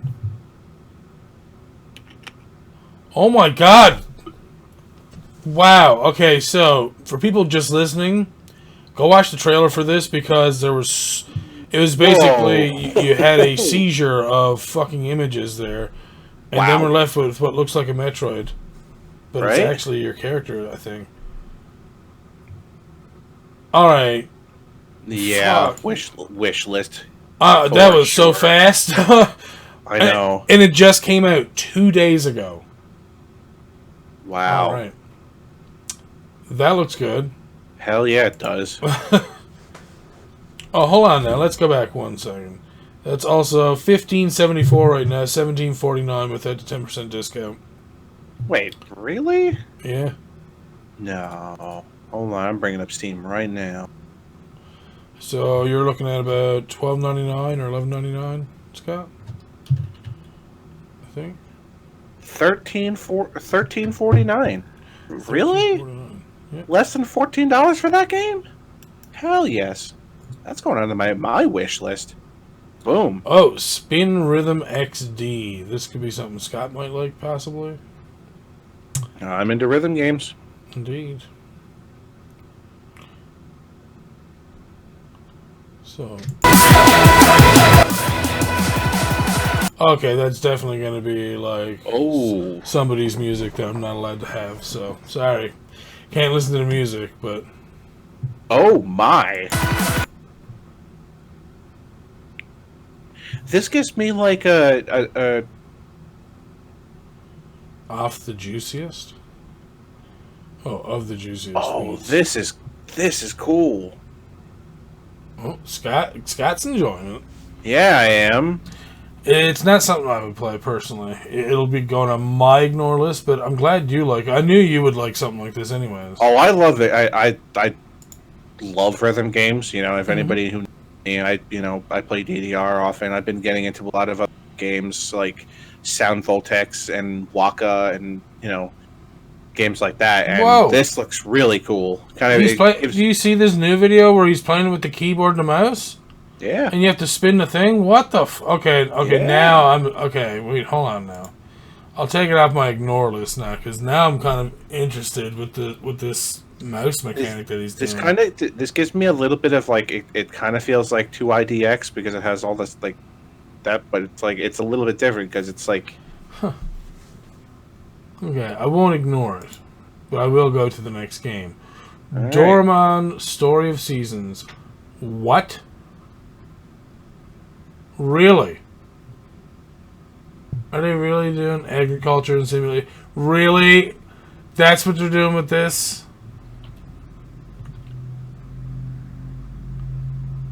You're basically doing a Harvest Moon / Stardew Valley kind of thing with it. I mean, I can appreciate it. It looks good. I mean, again, this isn't my sort of genre. Mm-hmm. So, I can't really give it that. Yeah, that's like Animal Crossing. Oh. Yeah. Yeah, love that. Alright.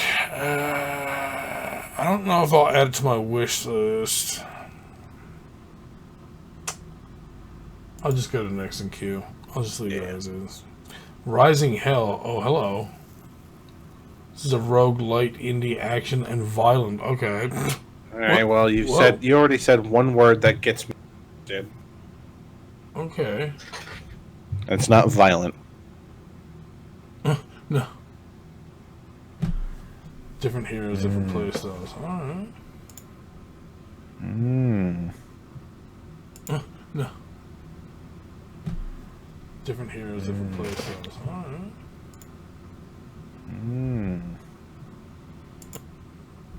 I think we still have Scott. Dude. This looks awesome. Yeah, it does, yeah. Scott? And I like the art style of it. Okay, good. I'm listening on the stream there to make sure you're actually still there. Yeah, the art style for this is fucking great. Yeah, I'm definitely interested in this for nice sure. Bright colors too. It's really good. That's going right onto the wish list. Just came out like 10 days ago. All right, next in the queue, we have Sky Racket, adventure shoot 'em up, casual indie action. Okay. Shmup Breaker. So it's a block breaker, but with shit. Oh. What? Basically Arkanoid, but the blocks are also your enemies. So they're going to move around and shoot stuff at you. This actually, wow. Alright. They have a lot of different stuff in this. And to use rackets to, I guess, bounce the bullets back.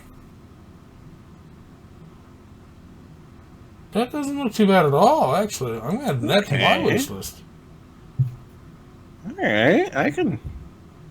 Once again, 1574, so... I wasn't looking at something. There is a demo for it if you guys are interested in giving that a try. What? Rising Hellscott is only $11.49. Wow. So you're looking at like $8.99? Rising Hell, yeah, the one we were just looking at before this. Rising Hell is $9.99. Yeah. Absolutely on my wish list. Next to queue. Sticker. Man, I got some of those on my top. I got stickers. I like the art style so far. I want to know what is going on here. Yeah, right.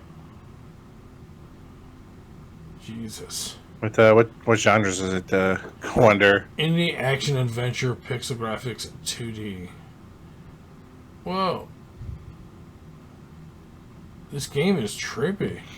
Yeah, right. I was just about to like. Whoa! I was about to say it kind of gives me like these shit. Undertale meets Earthbound. Yeah. Because it's got these. In the eyes. It definitely gives me that Earthbound vibe, and it definitely has like that same art style as like Undertale. Yeah. And a giant fish just told him no. And what the fuck hell? I'm actually gonna throw this onto my wish list. This is just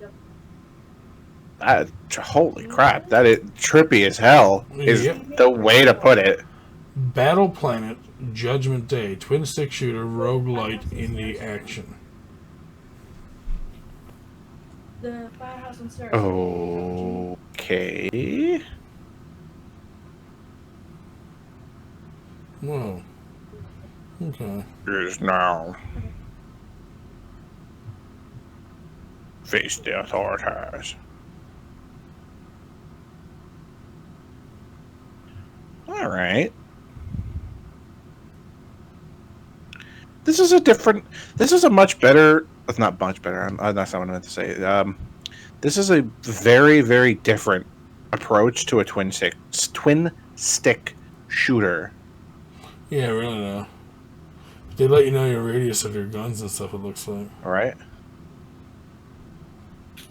Never-ending man. I'm digging it. I know. I like these sort of games, so. Twin stick shooters are kind of back and forth for me. It all depends, really.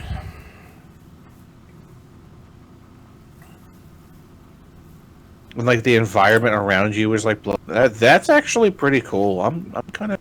Oh, the co-op is nice, split screen. Yeah. Which would make sense if there's a 3D world that you're on. All right. Well, I'm not going to ignore it, but I don't think I can put it on my wish list personally. Yeah. Up next, we have Mabel and the Wood. Why does this sound familiar? Metroidvania. Graphics look good so far. Oh, and it's a female protagonist. Scott's going to love it.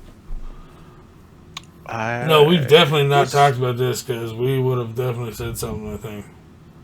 Whoa. Yeah, I think we have. Yes, we have done. We have seen this. Have we? Okay. Yeah. And she jumps up. Yeah, okay. Yeah, all right. We have seen it. New form unlocked. What? Holy sh... I don't remember all this, though. I don't either. Maybe we've just seen, like... we've seen, like, small snippets of it. It was probably just pictures or maybe just, like, this. Yeah. Yeah. Whoa, okay. Maybe it's a lot like, well, not a lot like, but it's almost like it's taking Little Nemo characteristics into it. Mm-hmm. By having the animal kind of things that you can turn into. What have you done? Alright, apparently I don't think... Yeah, it's not my wish list. Oh, it's on my wish list now, goddammit. I don't care what anyone has to say about that. That looked fun. That whole, like... little gauge you had for, like, doing your, like, long jumps and stuff. Right. Oh, here's another freaking trailer for it.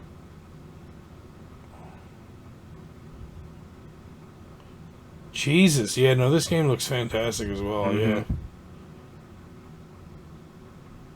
Alright, anyway, sorry. I'm just going to keep looking at it. Felix the Reaper. What? What? What is happening here?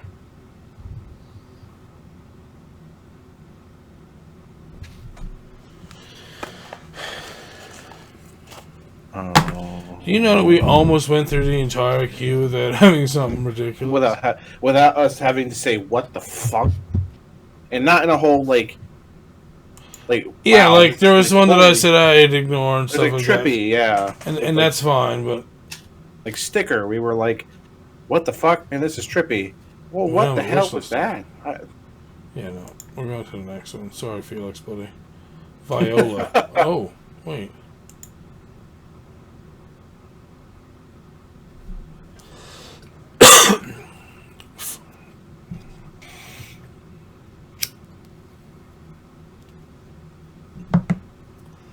The old...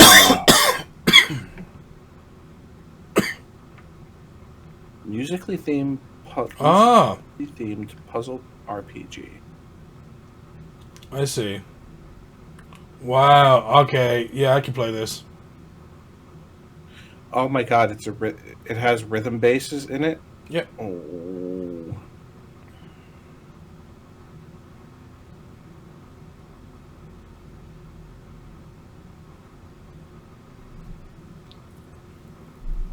He's got a puppy dog, dude.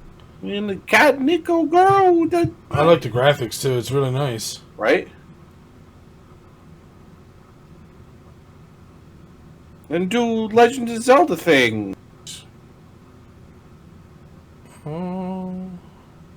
I will.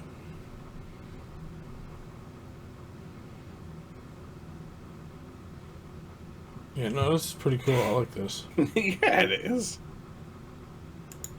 Rhythm-based RPG. Oh, yeah. Well, I like that it has platform mechanics in it, but when you go and actually see an enemy, you actually fight them as an RPG kind of thing. Like, it literally does the Pokemon thing. For those listening to the podcast, it literally does this Pokemon thing where it goes like, oh, here's the violin, and basically it goes into this, RPG fight where it's a rhythm-based fight. So, very unique. That's awesome. That's going on my wish list. Absolutely. And I'm going to point this out there to anybody who's watching here. It's $9.99. Oh, wow. What is this? Egress?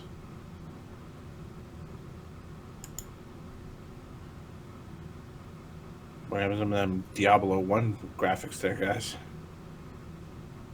Oh.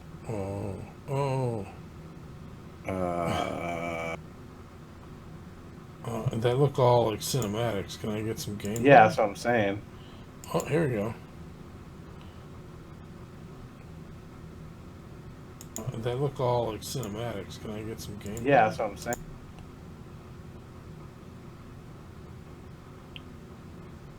So it kind of like has like a Dark Souls feel, I guess.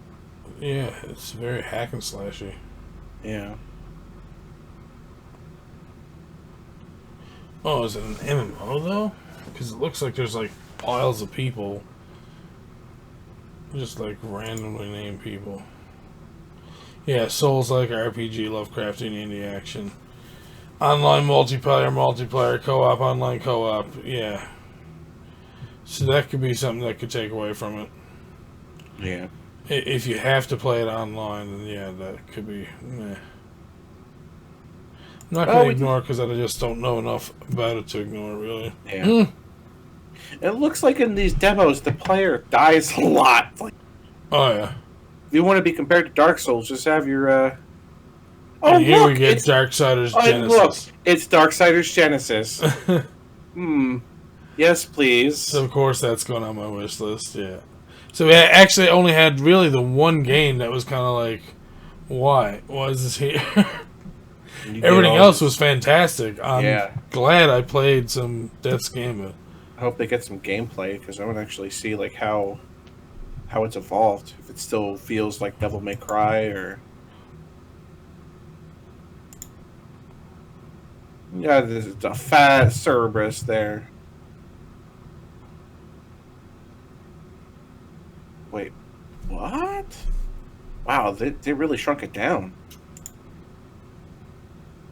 Yeah, it's not in close as much, I guess. Yeah, this isn't the same. That looked like kind of like a Diablo style thing. That's wow, new. it's not even going to be expensive either. Huh. All right, well, that's the end of our queue this week, Scott. Not bad. I will say that we actually got some decent quality really stuff good this games, week. yeah. Yeah, yes we did.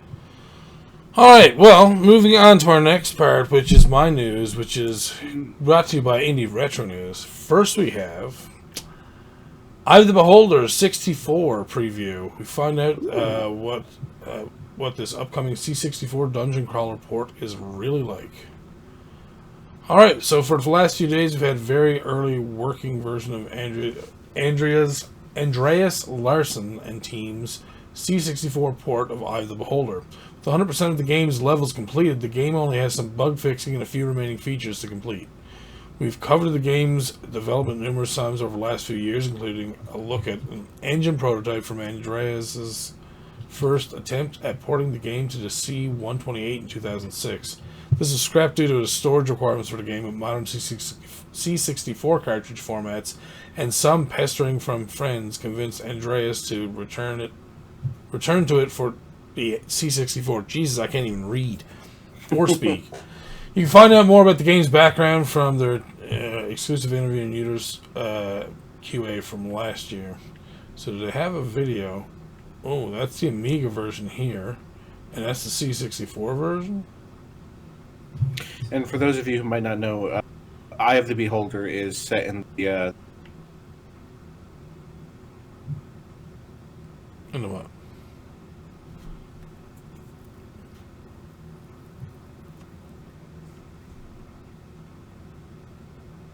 Scott? What, did we lose me? No, you're still there. You said it was set in the, and then you just stopped saying something. Did it cut out on me? I'm sorry. It's set in the D&D. Ah, okay. My bad. More needs to not mumble more, if you know what I'm saying. Oh, those are big levels too, dude. Oh yeah. Oh. Alright, so Eye of the Beholder 64 currently has 1,351 mouse support built in. Or 1351 mouse support built in. Jesus. A semi-implemented, currently usable joystick mode, non-mouse keyboard mode, not implemented yet, but the 1351 mouse mode works fine on original C64 hardware or with a Micromis V4 PS2 mouse adapter for C64. It also works on Vice with 1351 mouse emulation switched on, so the game controls are already working pretty well. When combined, mouse and keyboard work together brilliantly, using WASD and QE keys for the 6 directional movements, and mouse clicking for attacking. This control system feels great. Wish more developers would support a C64 mouse. Yeah, really though. Yeah, that's... yes. Can't say that enough. It makes me want to have like these systems so bad. Like I want an Amiga and a C64 so bad, man. Alright, the next thing we have here is a game we've covered already. So Mage Rage, which we talked about before, is an arcade maze ZX game for Andy Green and John Davies. It's finally released. Before we were talking about that it was coming up. Now it's actually done and released. So just wanted to mention that, and I'll show a brief snippet of the game in case those of you don't remember it.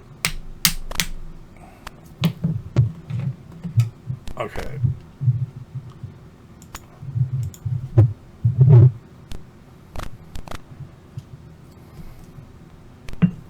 So basically, it's basic, but look how fast it moves for the ZX Spectrum. Like, this looks like it's going to be a fun game.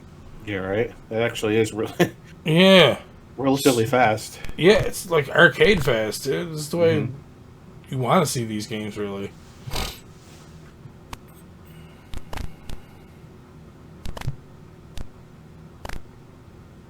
The Arachnid's Nest.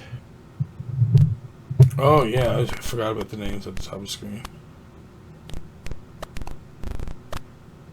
Nocturnal Nightmare. Bats. Yeah, okay. Oh. Kill 21 bats, I guess. Oh, why did it turn pink? Oh, you gotta recharge your spells. Okay. Oh, man. Yeah, see, these are neat games, man. Yeah. Alright, now it doesn't have a soundtrack, which means that you might want to have some tunes bumping in the background, but other than that, it looks like it's a solid game. I really need to get some of these old systems. Yes, let's extend RetroQuest even more. That's what we need. Hey, why not? Why not, man? Of course. So up next we have Stoker. This be the next big release for the C64.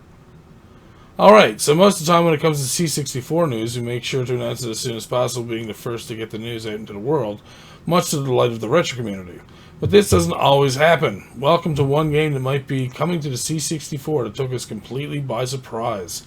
Stoker, an in-development game by Rhys Clatworthy that works to feature some pretty impressive eye candy. Oh, I want to see this. Oh, what? Really? That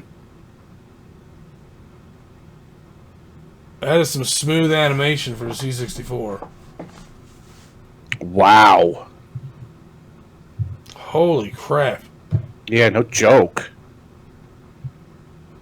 So obviously they still have some more stuff to do with this, but like, Jesus.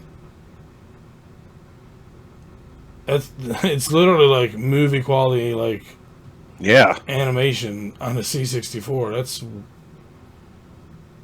man, what are they going to do with this game? Now I want to know what to, because it's basically, for those just listening, it's basically just this little dragon, this little, oh, now he's jumping, okay. It's basically this little baby dragon just walking back and forth on the screen. There's not really any hit detection, at least not to the left. And the animation on it looks ridiculously well for the C64. Yes, it does. It doesn't say anything like what the game is going to be about. Like, it looks like it could be a type of platformer, but you're kind of just deriving that out of the fact that you can jump and you can move back and forth. So, and there's a treasure chest on the screen. So I don't know. Is this zoomed in a lot? I'm not sure. So, but anyways, it looks very interesting. So while most people in the C64 group are in complete shock with the odd member saying, wow, we will leave our thoughts aside and post the description of the video above. This is a short demo of Stoker in the cave section of game. HUD partially designed, random sprites and borders at the moment, still the CBM logo and parallax background as a placeholder for final designs. So what do you think? Is this going to be the next amazing C64 game, or will it end up put aside, never officially finished? Ooh, let's hope not, because I want to see what they're going to do with that. I mean, it definitely looks beautiful, so I hope they do something with it. Yeah, especially for the game could be if it. Yeah. All right. Up next, we have Chi-Man. The Mojon twins announces a multi-system game bonanza. All right. There's been a flood of gaming news this week, and we haven't finished yet, as when we checked our emails this morning, we were told of a brand new game released by the Mojon twins called Chi-Man. Yes, indeed, there's more games to enjoy, but unlike the other games announced as coming to one specific system, this one has been released for not only the Amstrad CPC, but the NES and the ZX Spectrum. Ooh. Furthermore, if digital downloads aren't enough as a retro gaming platformer treat, we've also been told this game had a beautiful physical version that was sold in retro Zaragoza with the Spectrum and Amstrad version, and if you're interested in buying it, you can send an email with the subject pre-order Chi-Man or similar to mojentwins@gmail.com. Alright, so let's have a look at this. There's Chi-Man, his teeth are green and yellow. Alright. Poor guy. Okay, looks smooth. Chi-Man. Oh. Why is some of the music so much more louder than the other part of the music? The worst part is the stuff in the background sounds awesome. Stuff overplaying it makes it sound terrible. The game itself looks like it could be fun. I'd like to see the NES version now.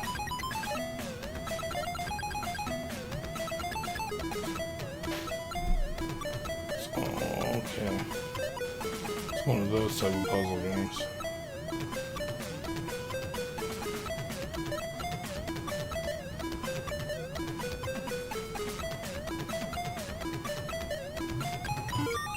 Man, that background or that stuff that plays over the background music is craziness, though. All right, so. Jesus. But it looks like it could be a fun game. It's cool that they're actually releasing it on 3 different systems as well, and physical copies, which is even nicer. Right. All right, so up next we have Moon Patrol Redux. A version of Moon Patrol on the Atari XL/XE looks fab. So, in 1982 and 1987, IREM, with licensing by Williams, released the fantastically enjoyable game of Moon Patrol for the arcade gaming community. A side-scrolling shooter that is widely credited for the introduction of parallax scrolling in side-scrolling video games, as you drove a buggy across a landscape, jumping over ditches and rocks while also shooting at enemies both above and in front, made this such a great game to play. I don't know if I've ever played this. I don't either. IREM is the same studios that makes Kung Fu Master, by the way. Which is like the black box Kung Fu game on the NES. They're the same guys.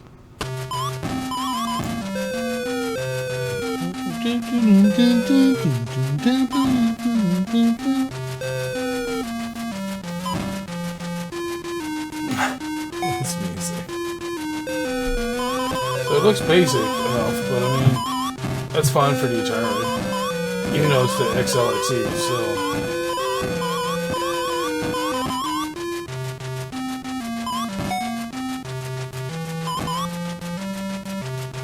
So you gotta get past all the letters, right to Z, just to finish the level. That's pretty cool. All the fictional letters. See. Yeah, listen, I'm learning at the same time, Scott. So popular, in fact, that many remember it on a multitude of home systems such as the Atari 800, 2600, Game Boy, Game Boy Advance, Dreamcast, and in television. Really? So why are we mentioning this game, you might ask? Well, take a look at this excellent conversion of Moon Patrol on the Atari XL/XE, a newly titled Moon Patrol Redux by TIX.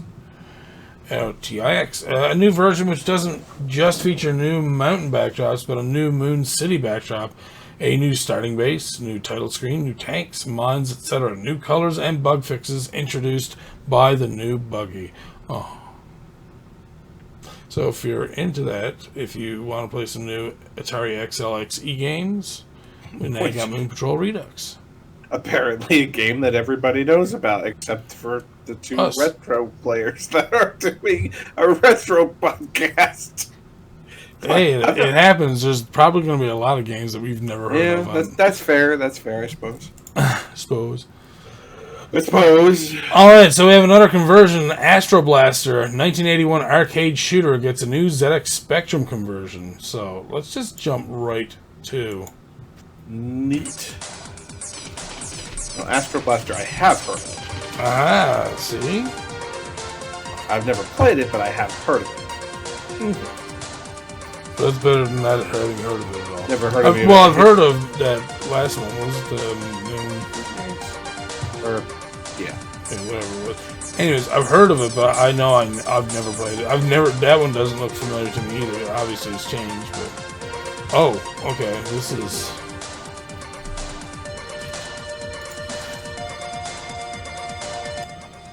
What? Oh, this is like fast-paced action, if that's what it's like. Jesus. Demo can't seem to stay alive. Shoot fireballs for extra fuel. Wait, what? I do like that about old arcade games. When they have like instructions there for you on how to play the game. Oh, this looks annoying as fuck. I would be so mad at this game. I know this. I've seen this game, actually. Because, yeah, it looks like you're in the Enterprise, but it's not. Oh my god, those nutsacks, though. Oh my god, yeah. And see, and this is why I would hate shoot-em-up games. Because look at this! It looks so fucking hard, man. Like, oh, here, you try to shoot me while a bullet is coming down. And by the way, your time window there is very small because I'm also going to come back down and shoot by the time the other bullet gets to you. Oh my god, those asteroids look fucked. Alright, so if you've ever played Astro Blaster, then I guess there's not really much to talk about, but it's a lot like, geez, what would you call it? Almost like Galaxian, but like the enemies don't come down and then come back up kind of thing. It's probably more akin to Galaga, where they do that. It's kind of like a Space Invaders meets Galaga meets like the other games that have like the fuel and all that. Wow, I did not notice that though. As noted by the description for the game, the player controls a ship from which you fire and move left and right. The player must continuously monitor on-screen temperature and fuel gauges. If the ship overheats, its weapons is disabled, and if it's depleted of fuel, the vessel itself explodes. Holy wow. Wow. And with those enemy patterns, Jesus Christ, hard? I dig it. I like it. I like those. Of course you would. You shoot them up. I mean, you know. You know, you boy likes these sort of things. Oh, my. Alright, so we're going to move on to our next game here, which is Donkey Kong Arcade Classic, now with a new ZX Spectrum color fix. Alright. Oh, yeah? Well, because it was pink before, right? Yeah. So we don't have to really explain what Donkey Kong is. Yeah. I mean, if you're watching a retro podcast here and you don't know what Donkey, you guys need to get with the times a little bit here. So Donkey Kong, it's like it made arcades back in the mid '80s. So get with the times. You know what I'm saying?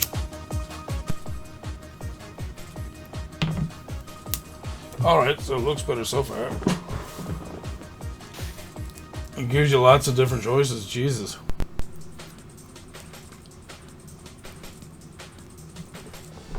It even lets you Kempston joystick. Indeed. Or cursor. Everybody's going ape over Donkey Kong. Help, cries the beautiful maiden. Oh, yeah, he is all pink. That's Pauline, not a beautiful maiden. That's Pauline, we know who she is.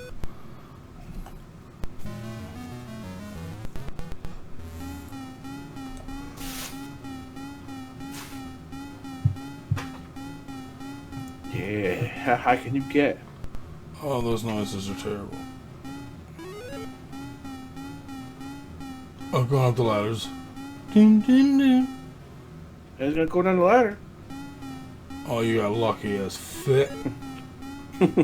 Oh, that one's gonna get it. No. No, boy. He's got her! Oh! No, is that the color fix? Because it still looks pink to me.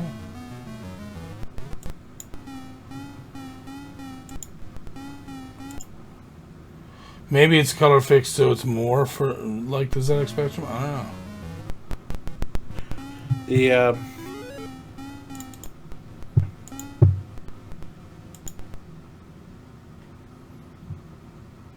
The sound effects leave a lot to be desired. I will say that much.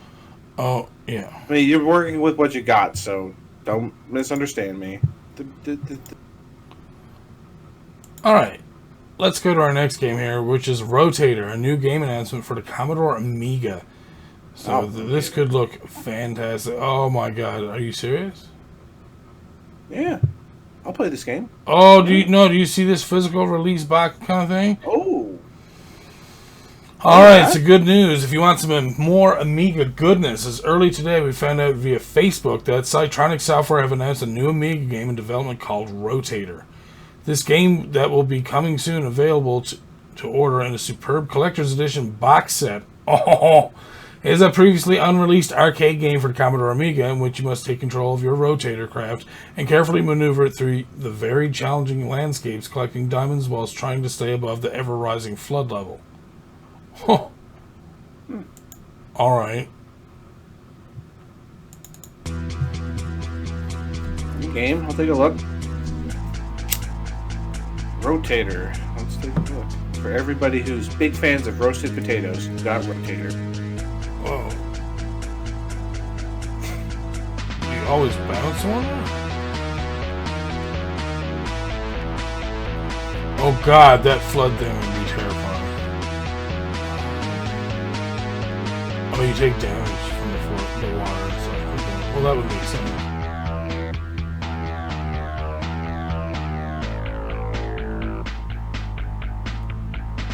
Well, the soundtrack could use some more. Oh, wow, okay.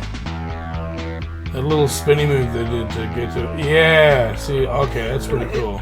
Soundtrack kind of gives me like a Sega Genesis, like early Genesis sort of game. Do you know what I'm saying? Mm-hmm. I completely understand what you mean.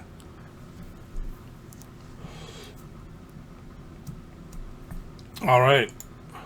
That looked pretty neat, though. Didn't look too very bad. Puzzle. Yeah, very puzzle gamey. So I'm down with that. Rodney versus KFC. Rough and tumble inspired work in progress in the Atari ST. Now, I don't think it stands for Kentucky Fried Chicken, so let's make sure people realize that. Please.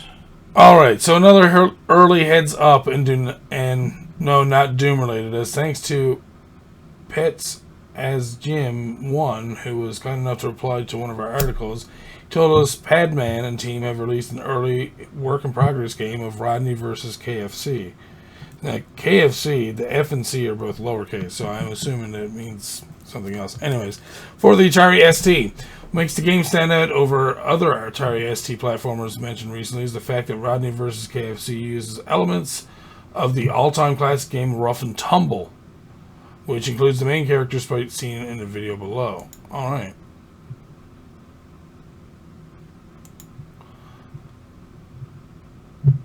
Wait, okay, so the story is Rodney, step triplet of Rough and Rad Rogers, just had his compact disc collection nicked by the damn klepto-foreign chickens gang while on his way to the Dullsville copy party, as the KFC had been terrorizing town. Klepto-foreign chickens. Yeah, they're kleptomaniacs, I guess. So he heads back to his home, grabs his anti-chicken gun, and runs to the KFC hideout. Once arrived at the location, he noticed that he only got 5 minutes and 30 seconds left until the bus departing for Dunsville. Fuck. He needs to find and fry all the gang chickens fast, and also needs to get all his discs back in time. Are you brave enough to help Rodney? Oh my god. Alright, let's load this up and see what happens.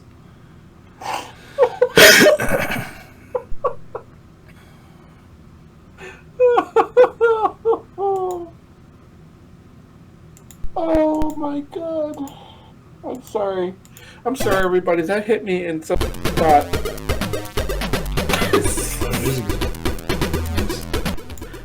Oh god. Oh, okay. Oh, okay, it's a little slow in the jump feature.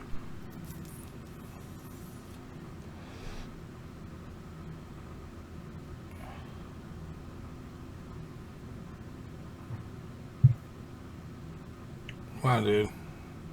Is he changing stuff to make it different? What was it with that Hudson B?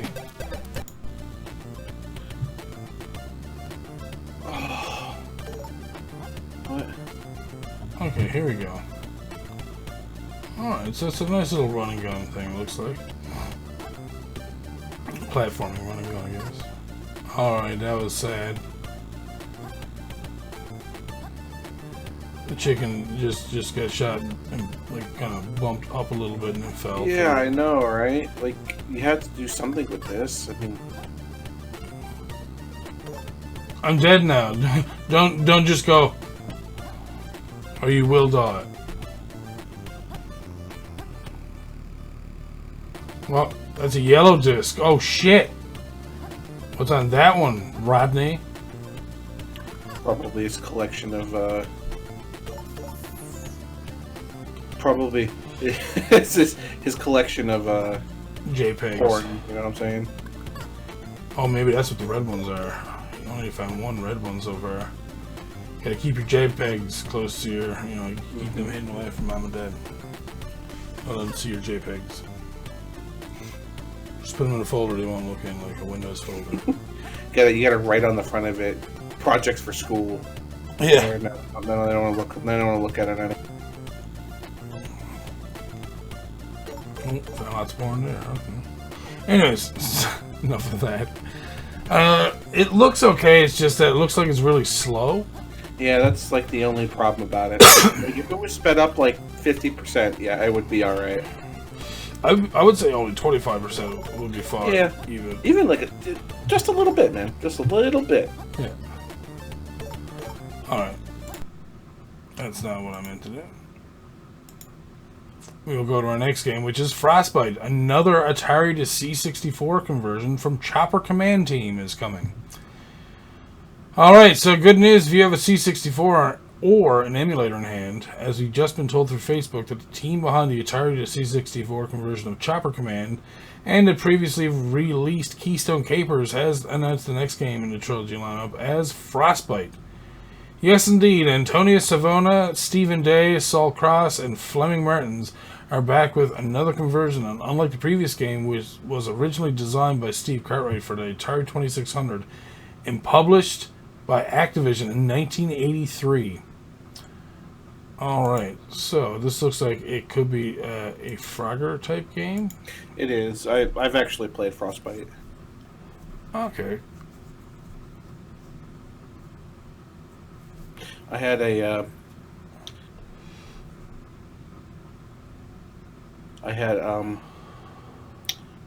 back in the day I had a Atari just like an Atari pack of games for PC, and this was one of the games that was on it. Ah, nice. So you're just building your igloo? Mm-hmm. That's pretty cool. At least you have a reason to go back and forth. It's a little bit different from Frogger, if that's the case. You're basically just going back and forth on ice pans to light them up while enemies are going between the ice pans. Mm-hmm. And once they light up, you go back to your side of the shore and build up your igloo. That's pretty cool. It's a fun game. I mean, there's not much to it, but it's still fun. Now, when I seen the image for this next one, AQUABYSS, previously announced Amiga game by Aged Code, gets new screenshots. This screenshot got me super interested. I'm just like, what is this? And can I play, please?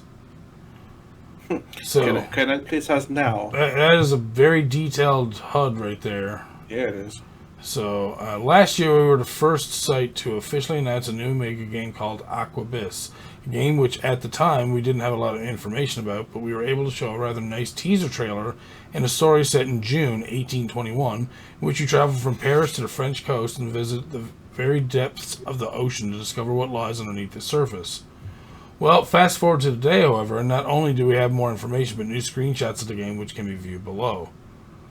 Which look fucking amazing, by the way. Yeah. According to the creators Aged Code, this game will have inspirations based on games like Sid Meier's Pirates, Elite Frontier 2, Freelancer, Aquanox, and some other good games. However, the game does not contain arcade elements, and it was said on another occasion it's not a 3D type. It's rather slow-paced action that does not include trading, where you can play it with a cup of tea or coffee and have some snacks. That's just a small snippet of the game, but for more information, please see the in-depth blog below. Okay. Looks like it's coming... Oh, okay, no, it's from an older blog. Okay. Either way, those screenshots look fucking great. Yeah, they do. I mean, one of those games, it takes you like 40 hours. I'm fine with that. Yeah. It's great. I want to play it bad now. Reminds me of Bushbuck. Alright, Max Downforce, a racing game with classic arcade inspirations, gets a Windows release.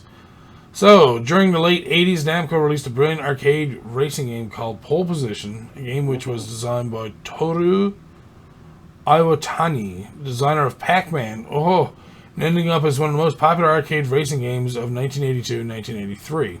It was such a good game, it was also released on multiple systems, including the Atari 2600, Atari 5200, Atari 8-bit, Commodore 64, and Commodore 128, Commodore VIC-20, Intellivision, Vectrex, MS-DOS, TI-99, and TI-4A, and Sinclair ZX Spectrum. Well, if you remember this game, you'll be interested to know that Robert Prins of Foppy Games has... I'm sorry, the name Foppy Games just threw me off there. Has released a very similar game for Windows, which he calls Max Downforce. Max Downforce is an arcade racing game. You control your car with the arrow keys. The goal is to finish each of 10 laps before the timer reaches 0. A portion of the seconds remaining upon completing a lap is carried over to the next lap. Tools used to create the game was Lua and Love 2D, and Notepad++, Paint.net, SFXR, and Audacity. Wow. A lot of that stuff you should be able to get for free. I'm pretty sure all those tools are free. Mm-hmm. Huh. Alright, let's watch the... Yeah, I'm interested. I've played a lot of Pole Position in my lifetime.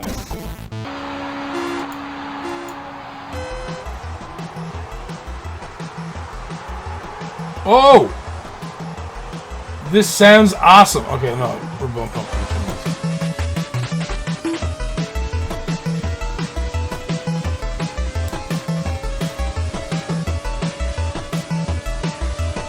Oh, damn, this looks smooth, too. Yeah, it does. Very pole positioning. Yes, sir.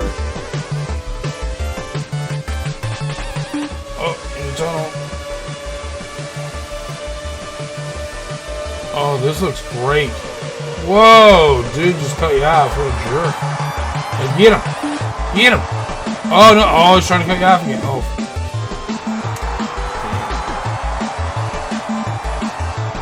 Sorry, I'm getting into it. Oh, fuck you, buddy. So, yeah, that looks smooth. Smooth. And actually, I like the way that it looks as well. Mm-hmm. Like very early PC kind of graphics. Oh. Those were the days. Yeah, it was terrible. Yeah. Alright. Up next we have Chuckie Egg, an Eggy PC remake released today, which was a few days ago. It's incredible to think that Chuckie Egg was a game released years ago in 1983, initially for the ZX Spectrum, the BBC Micro, the Dragoon, then other systems. The Dragon? I don't know what that is. No, neither do I. Well, now after a surprising tease via the Gabe Jolt website, we've come across a new PC remake of that classic game, which has been released by PJ Croza, developed using Game Maker, and is based around the style of the Atari 8-bit version. Okay. Oh, it's just screenshots. Okay. Playing as a little yellow man or blue jean green hat guy in this version, you must collect 12 eggs in each level before the timer runs out. You can also collect seeds, which can increase points and slow the timer down. That's unless the hens haven't eaten them all or killed you. So good luck and enjoy the latest PC remake available to download as of this week below. Okay. What the hell is going on today? Why are we having so many things with the subject around chicken? It's true. It's true. This This is our third reference to chickens today. I'm just putting that out there.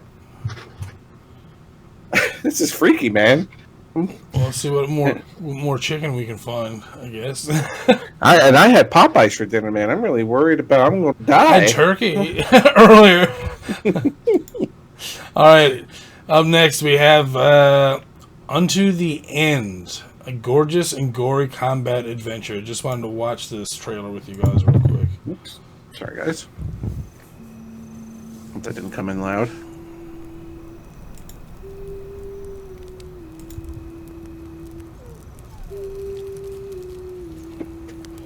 Little campfire going.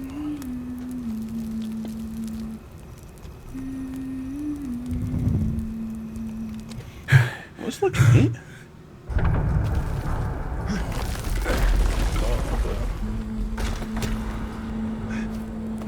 Whoa. Oh, this is a very Brady look. Yeah.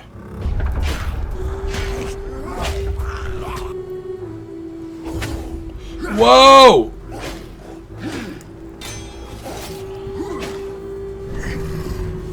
More of that enemies can kill each other if they're dumb about it. Oh shit. Alright. This looks so good right now. I like how we decapitated that orc.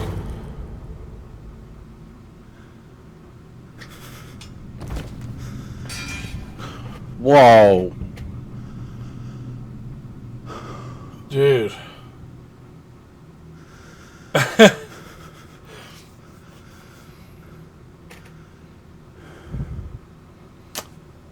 So... Wow.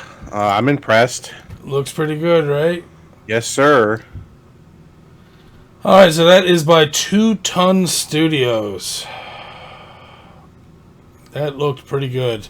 Yes, sir. It looks like it's basically an adventure game. I don't know how else to put it. The combat was really good. It was a lot like the game Savior that we took a look at, where it seemed like if the enemies made a wrong move, they could actually kill each other as well, which again gives you more of that realistic feel that you're not just playing a game anymore, which is kind of cool. I like that aspect, because then you can find new ways to play that same game. Like, right. Okay, this time I'm not going to let him, get killed by a spear. I'm going to deflect his spear and, spin around and chop off the other dude's head, or whatever the case may be. So that's pretty cool.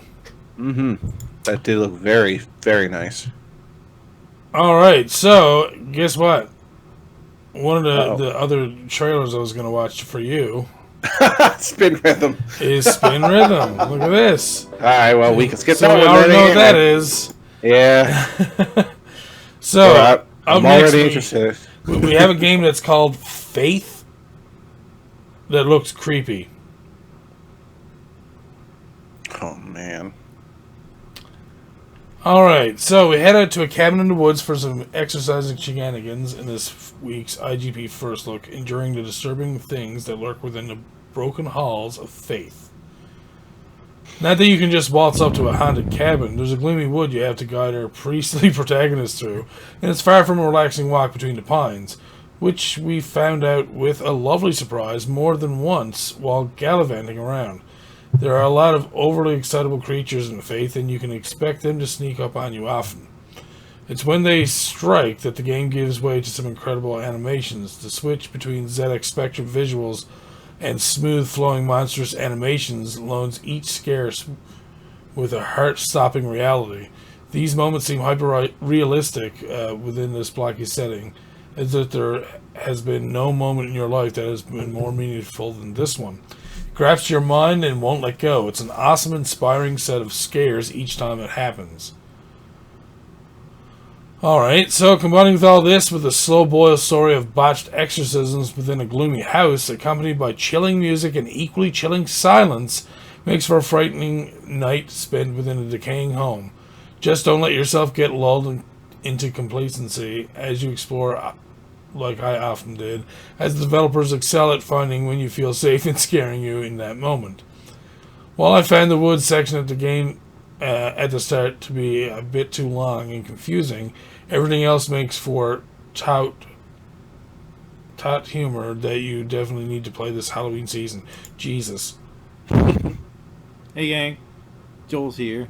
Indie Games Plus is here. Airdor Okay, let's take a look. Winners don't use drugs. Whoa, okay. This is very Atari 2600.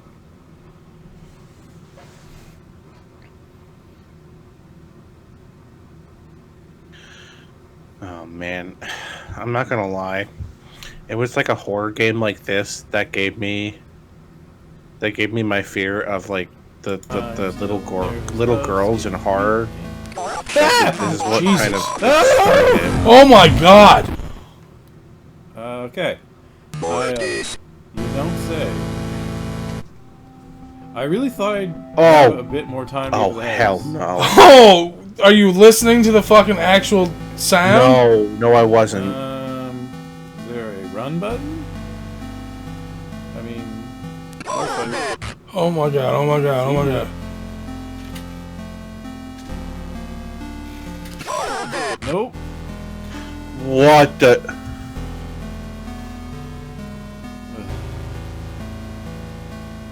Wait, what if I show my cross thingy at it? Give it a buzz off? Please a buzz off. Oh my heart, where's the stupid house? Oh my god, I'm not this gonna seems finish fucking anything terrifying as hell. Vatican doesn't approve of at this rate. Swell rocks. Cross. Yeah, get out of here. Oh my god, okay. Oh man, leave the deer alone. Get out of here. Gee, Oh. voice is something else. Oh my god, okay, so that made me do a lot of things. Okay, no, I'm not watching any more of this. This is fucking... I'm gonna have fucking nightmares about this tonight. You fucked that deer up. Oh my god. Okay, so if you're into... For those who are listening and couldn't see what was happening, if you're into like horror and scary games, go play Faith and be happy, I guess, if you're into that kind of game. That was fucking terrifying. Oh my god. Like, just... Okay, it was literally a game like that.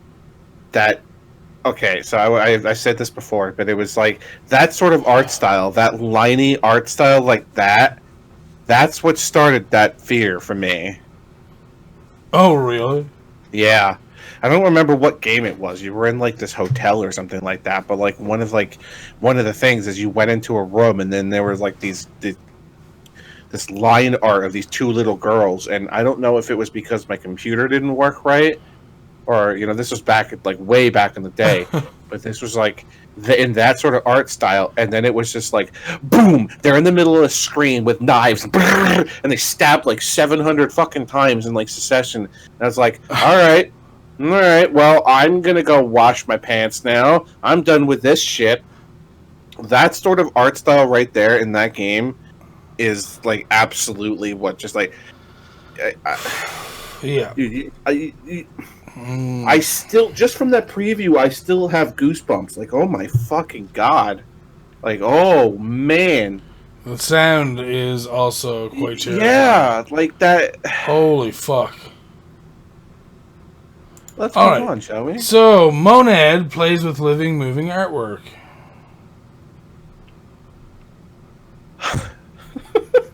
Nope.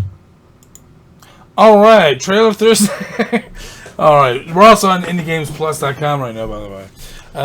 We're going to do the Trailer Thursday.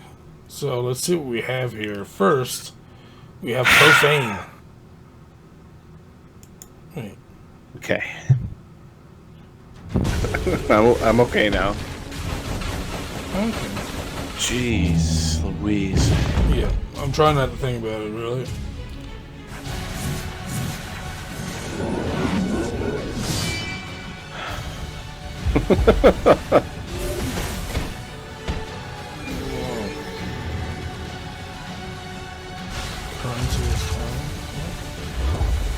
What? This is like bullet hell. Holy shit.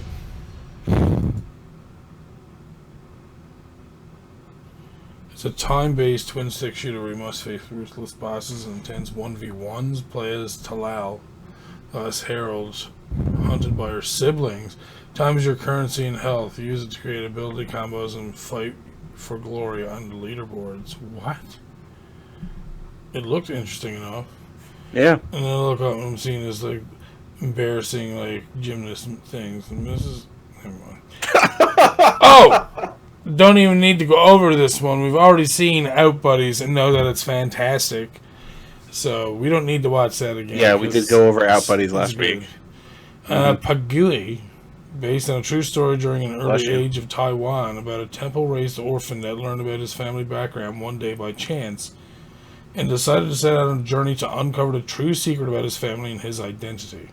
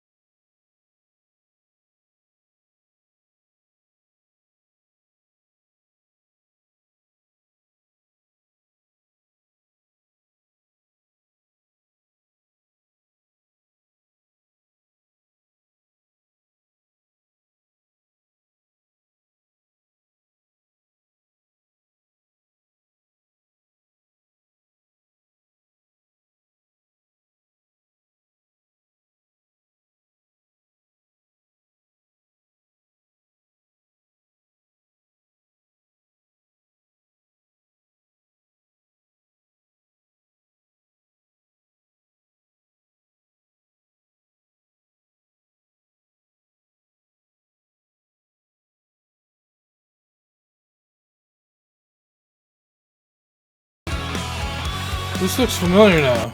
Yeah, we saw this last week, didn't we? Where else did we see this? Oh, maybe a Steam Queue? Maybe. Where he has like power, like... Yeah. Maybe, I don't know. Anyways, next we have Conurbation. How dare you say that to me? I'm sorry. Interactive experience by trying to restore nature to a sprawling urban environment. Okay. It's only 18 seconds long. Might as well watch it. Sperm. Oh. Sperm.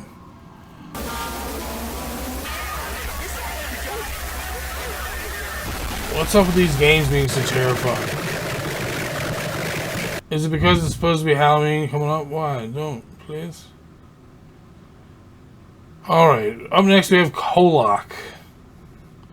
As the color elf, every Colloc has its own different energy. Using its energy, they can fission and merge. Players can use this ability to solve puzzles and explore interesting gameplay.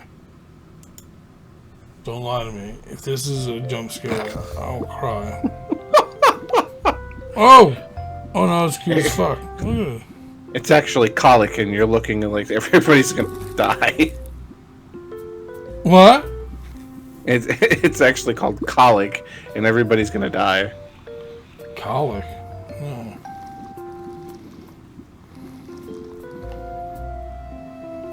I'm still on the fortune cookie thing.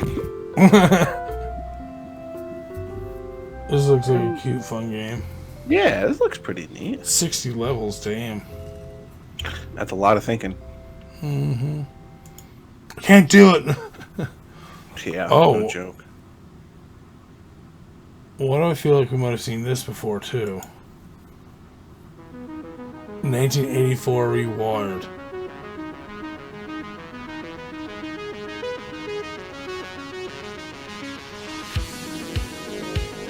Oh, no. This is parkour? Yeah, it looks like it. Jumping from platforms, don't get the spikes on your feet. Okay, that doesn't help my fear fights at all. Even in gaming, it still hits me. I had to get over fear fights with my job. Yeah, I bet. Oh. Here we go. Beyond Senses. It looks like it's a horror game. Oh, this looks good. All right. Listen to the role of a good hunter or an evil demon discovered a world beyond their senses. So it's a 4-on-1 thing, right? This is what this is. New multiplayer horror experience. Nah. What?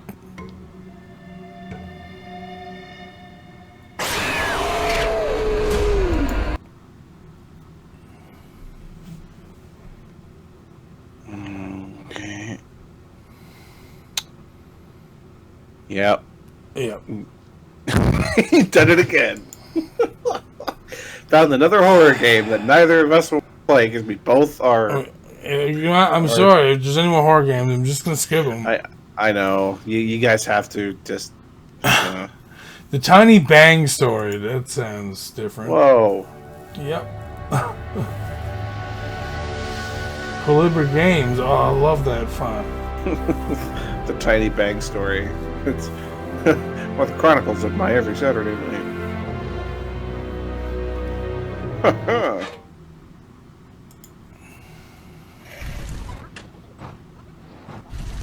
What? Oh, okay. Wait, what? It's going too fast. I don't understand what's happening. How am I supposed to know what's going on? What? Alright, Martha is dead. Let's go past that. Sunset Road. Game about road trip. You want to drop off as many places. You want to drop off as many places as possible. Keep them in dearest memory. What? What? What does that say? Huh? I'm sorry. Did that say Polish? I'm sorry.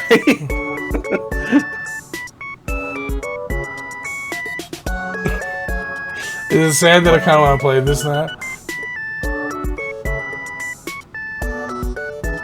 Plump red strawberries. What are you looking at, dude?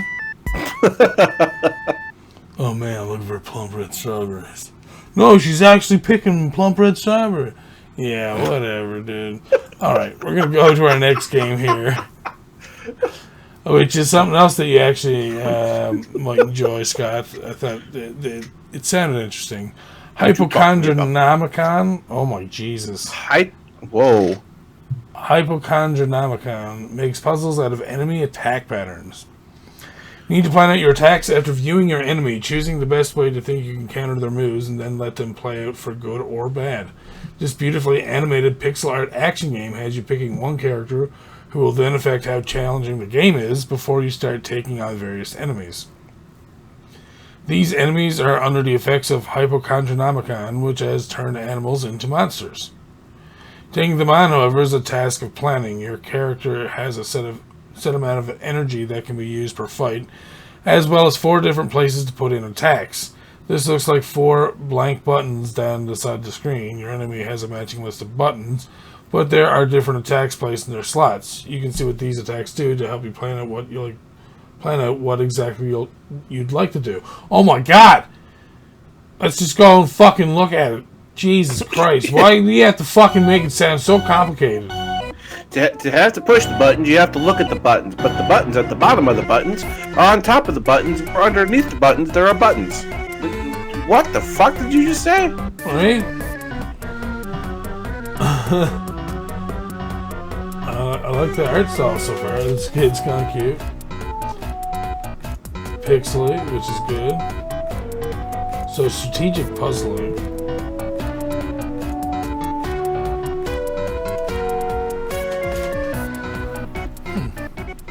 It didn't really show us too much. Yeah, not really. But I think it's basically you doing certain things will counter some of the things that the enemy will do, so that you can win a battle. Right, that's what I'm getting off of that too. Alright, here's a different one. Super Lesbian Animal RPG joins a colorful, diverse cast in a lovely land. Oh, okay. Whoa. Stop. Yep. I'm sorry. relatively sure that that our communication device has cut out for a second, and I need you to repeat that title for me. Super Lesbian Animal RPG. Cool. I did hear that right. Yeah. Please continue. What better way to start a new relationship than going on an adventure? Super Lesbian Animal RPG shines a light on a blooming relationship while taking down baddies in dangerous dungeons. With its intriguing cast and gorgeous pixel art, it'll be a hard one to pass up. You'll be introduced to the town of Greenridge by playing as Melody Amaranth, the transgender fox who's in love with her adventure-thirsty best friend, Allison Goleta. Melody knows Allison's love for excitement and wants to support her as her healer, a match made in heaven, practically. You can tackle foes together and even rope in a couple of your close friends to make a deadly party to trounce the first dungeon. You'll be able to take control of 3 of these party members and earn them new skills by leveling them up. The most attractive feature of this game is the visuals. They're extremely detailed and bursting at the seams with life and happiness. It'll be easy to get caught up in the sparkles and brightly colored towns and characters. You may just want to spend the majority of the time speaking to the locals and getting to know them in the beautiful world of Greenridge. So let's have a watch of the video. Like the overworld. And yes, I realize I'm smoking like a chimney tonight. Don't worry about it.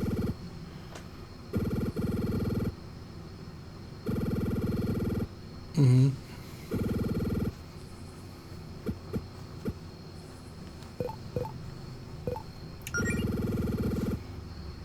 I want to get to some of the action stuff. The story is good and all. Oh.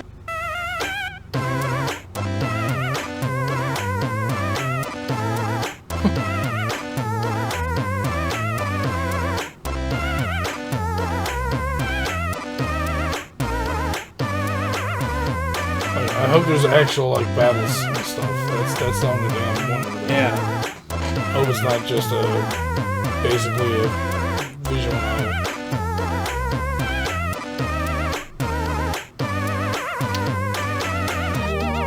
Oh, here we go.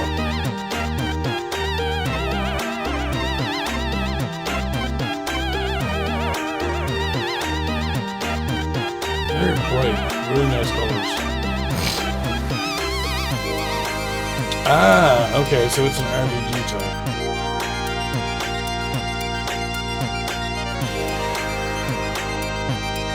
Okay, so it's in the style of like Dragon Quest.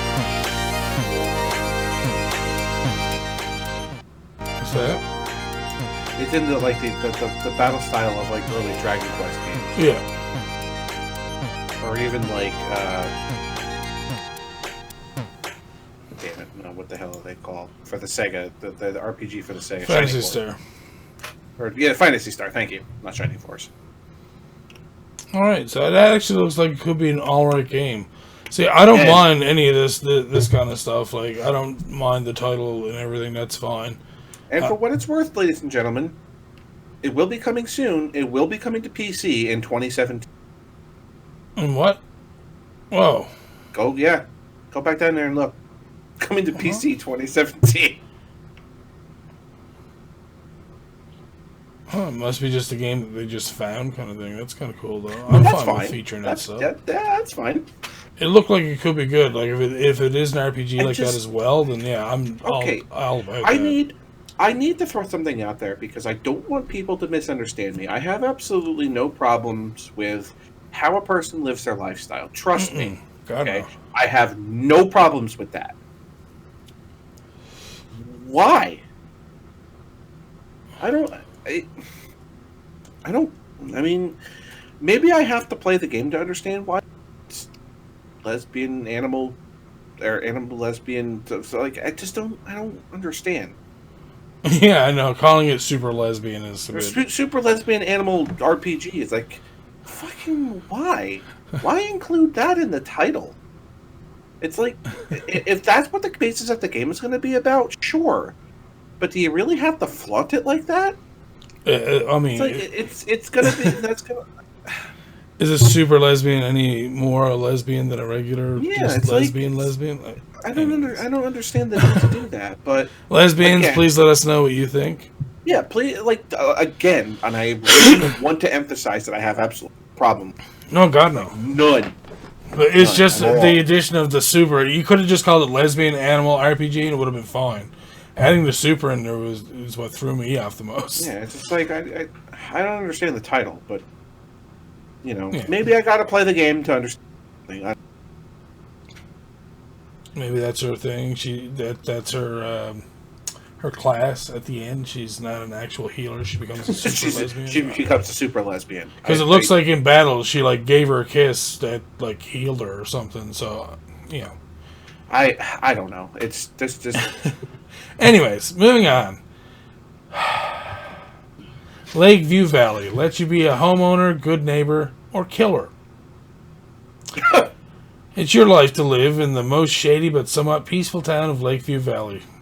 Maybe you'd like to spruce up your house. Maybe you'd like to quietly kill everyone. It's up to you. Lakeview Valley lets you create your own character and live your life in a town that reacts to what you're doing within it. If you get chummy with your neighbors, you'll learn more about them. You have to figure out their schedule, though, as even NPCs have lives to live.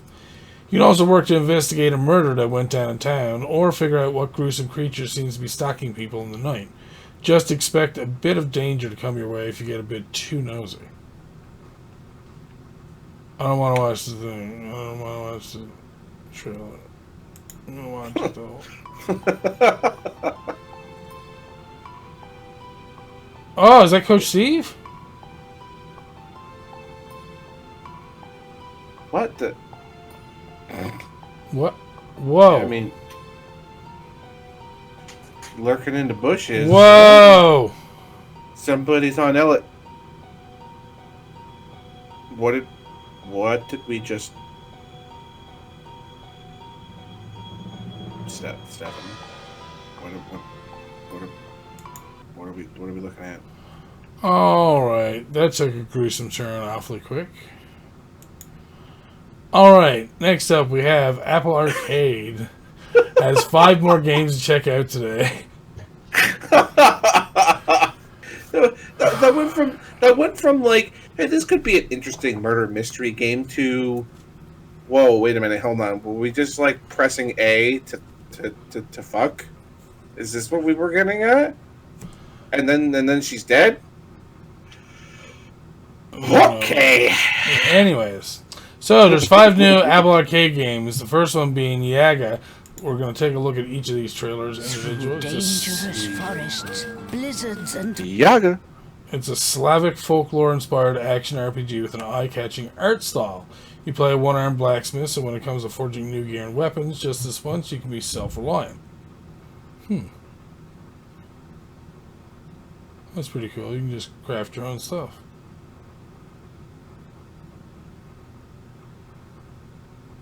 Whoa! Alright, so it's a top-down kind of I don't know what you call it. Another chicken! Yeah, of course. What the fuck?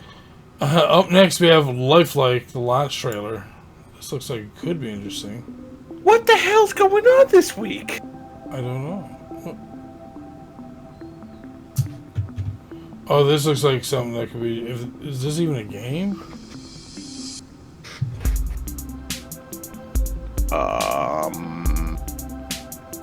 Oh, this looks so relaxing, though. I could sit here and watch this for hours while I'm baked. That's like one of those, videos you watch on. Here's 30 minutes of satisfying things, and they cut paper and perfectly in half and that sort of stuff. You know what I'm saying? Yeah. You're supposed to show different patterns of animal behavior. Huh, that's pretty cool. Just using particles and stuff. Alright, up next we have Hogwash, a 3-on-1 game which pigs try to roll around in mud and dirty up a farmstead while a sprinkle-wielding farmer tries to tie them up, keep the place from getting too messy. Oh, okay.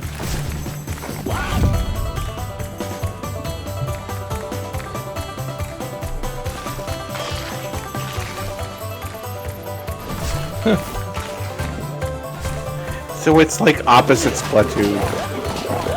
Kinda, yeah. And you can, and as the pigs, you can like untie the other pigs that each has up on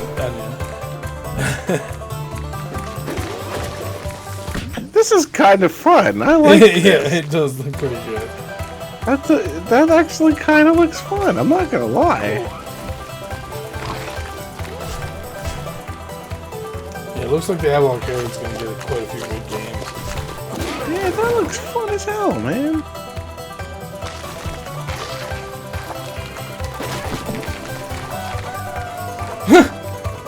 Dancing pig. Alright, that was hogwash. That was kind of neat. So basically, for those listening, you're three little pigs that go and run into mud and try to like dirty up the whole place before the farmer can wash you off. That's pretty cool. I like that. Yeah. So it's pretty interesting, yeah. Yeah. Up next, we have Fallen Knight. It's going for a Mega Man Zero feel on a bit of a budget. Alright. Oh, yeah? Okay. Oh, okay.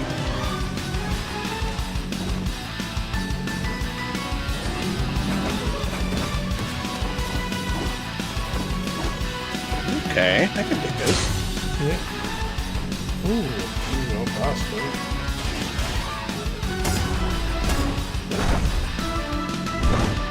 Oh, shit. Oh, that doesn't look too bad either. I mean, it could use a bit more detailing and stuff, but other than that, it's the same as 20XX. Yeah, yeah. 20XX it's a fun game, but it needs some like more minor details to make it feel more, I guess, a complete game. Next, we have Tales of Memo, a memory puzzle game. So let's see what this is all about.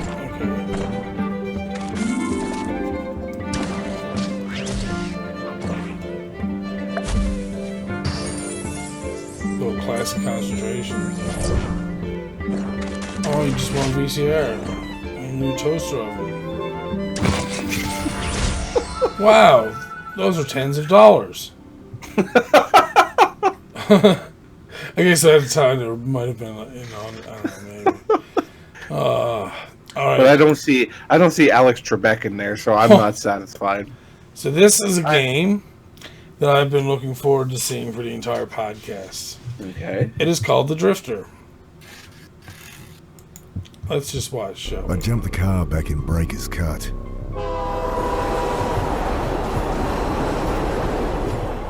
Told myself I'd never come back. But well, It was a busy night in New York City. here I am. The trains go by. There's no mercy for those of us in the night. Oh.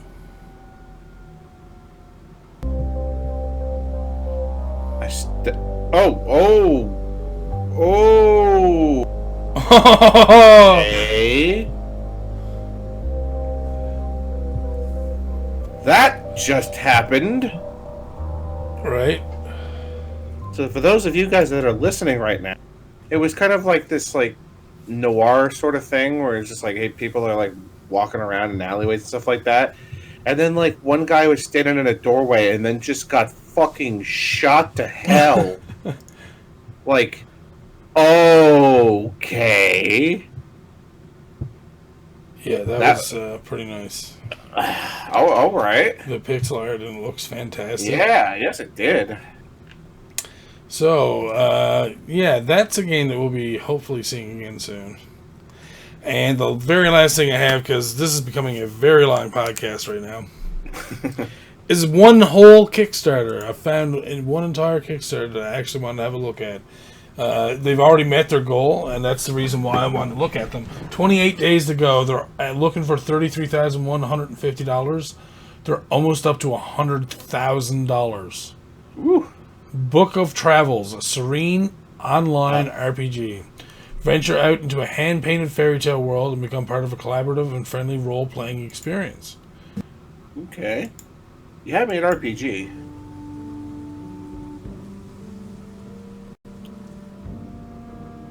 Experience. I'm interested already. Okay.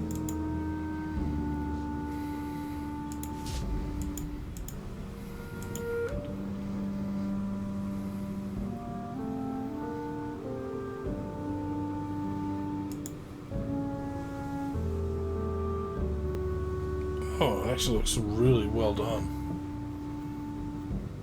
Yeah, it does. No! Massive multiplayer online MMORPG is the Oh, so it is an MMO, Whether we which like is it a or little not bit disappointing is for actually the me. We don't really. And in that game, you communicate using symbols and signs and. Alright, so it's a different kind of game altogether. Yeah, they didn't really... Would have been nice if that would have given us just a little bit more to look. I mean, if I can just walk around in this game like this, I'd be happy with it. Yeah, aesthetically it looks beautiful. Oh, Like, yeah. oh my god. That looks gorgeous. can grow.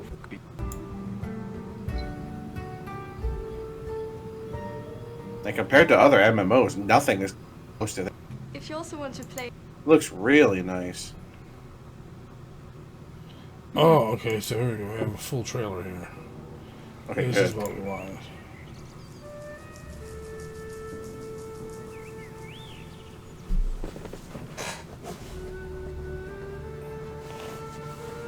That's a really cool looking map.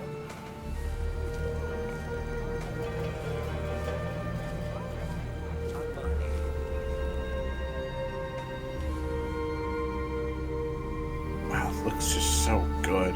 Yeah.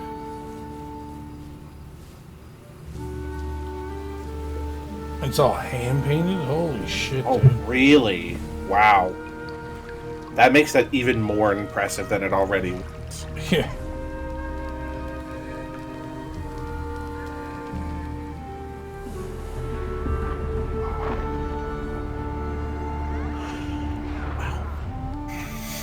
Oh, man. Oh, here's the role playing thing. Okay, there's 4 people together.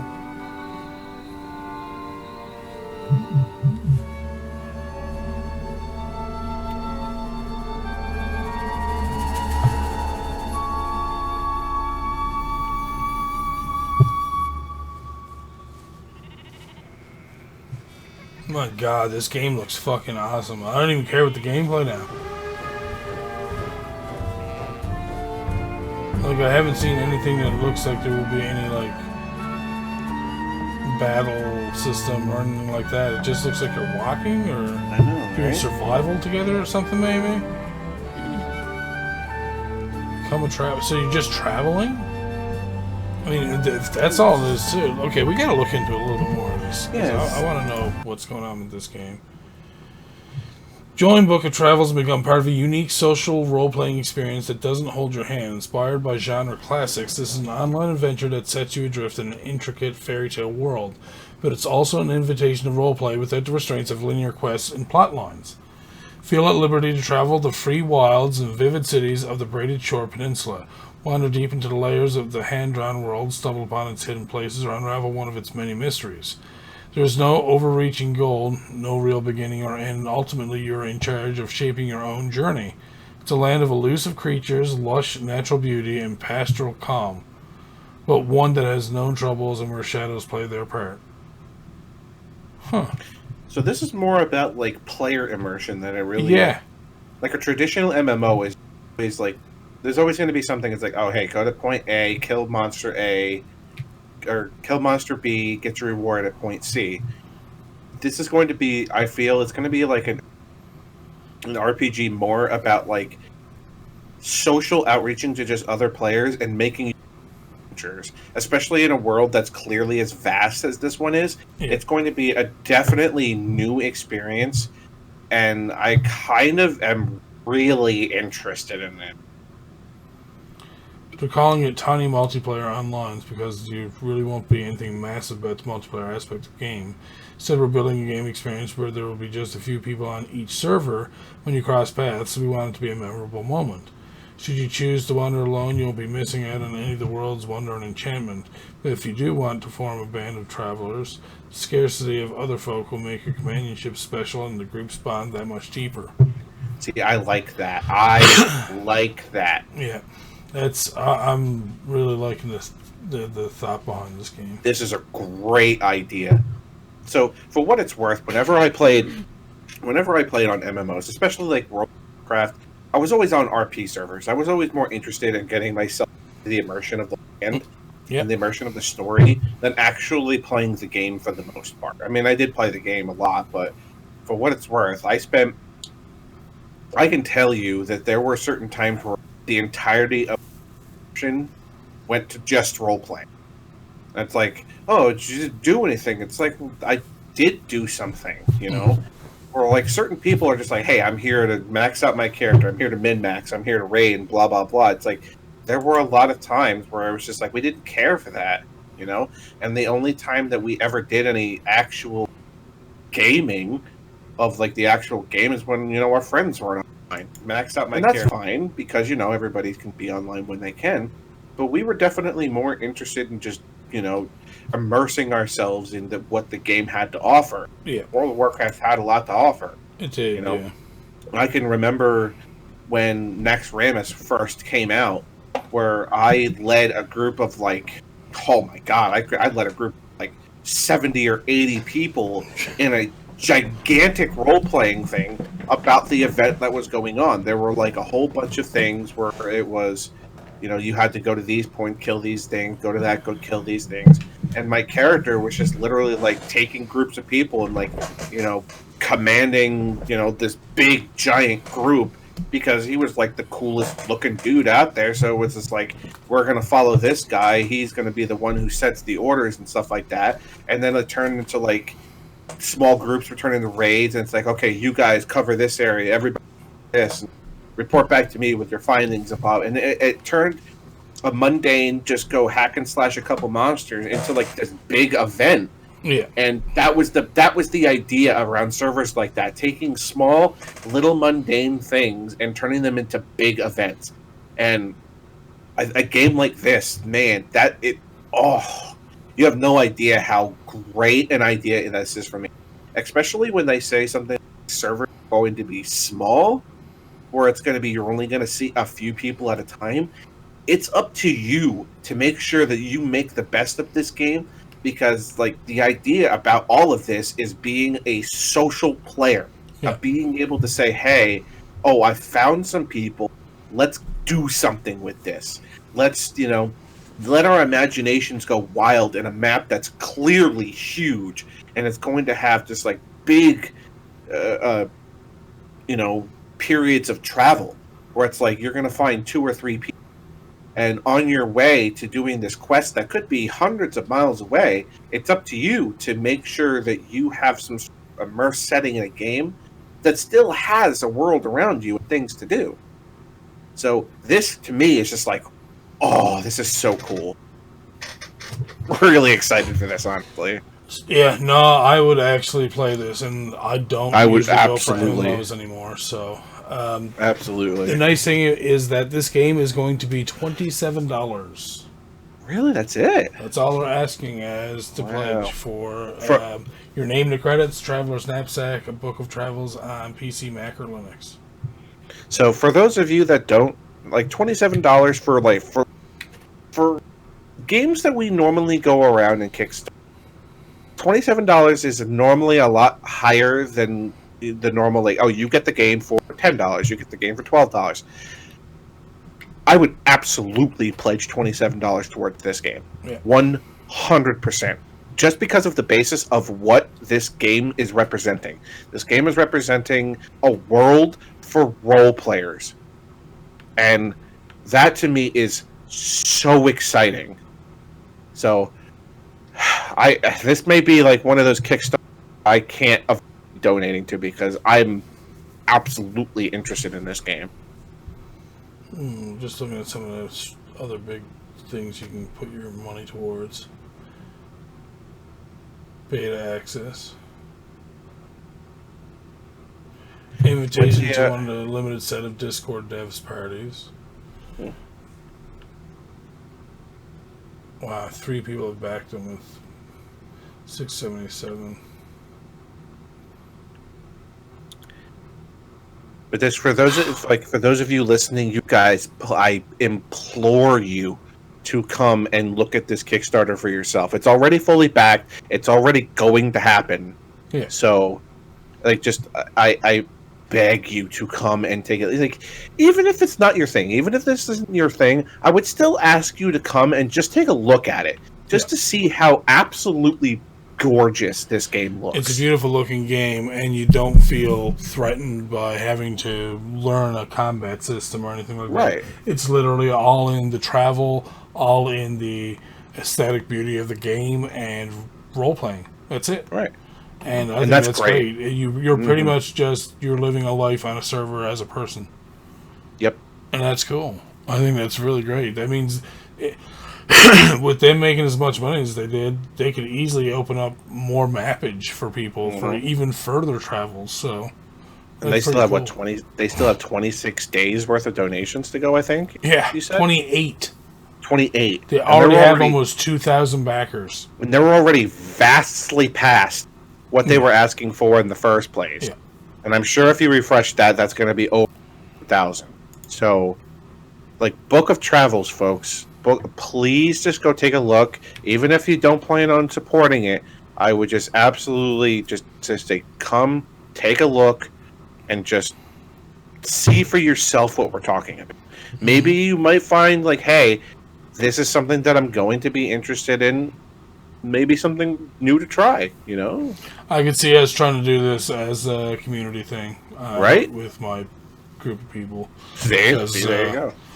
Obviously, me and Scott are interested in it. I could see someone like Six wanting to play this. I'm not sure if Peter would be into this type of game or not. Peter's always a hit or miss with games. Just when I think that he's going to be like, oh, he'll like this, he'll be like, oh, no, I don't think I'd like that game. I'm like, oh, okay. And I'm like, oh, I don't think Peter liked this game. Oh, no, I like that game. See, I can never tell with Peter. He's always, he's a mystery to me. But yeah, no, they're almost up to 100,000, so yeah, they're doing pretty well. But yeah, they're gonna smash their stretch goals for sure. I certainly hope so, because they for everything that they're showing us so far. Absolutely, definitely, I would say our suggestion of to just go and take a look. Book of Trials, hit their Kickstarter. You may find something that you like. Indeed. All right, so let's see. Who are we going to host speak? A lot of big people on, Jesus. Hold on now. How about some Final Fantasy Tactics? There you go. Let's host up Remanuzzo. He is on playing some Final Fantasy Tactics, probably the randomizer, if I'm not mistaken. Yep. Wow. Yeah. Good luck, Remanuzzo. All right, everybody, have yourselves a good evening. We will see you here again next week. And bye-bye. Have a good one.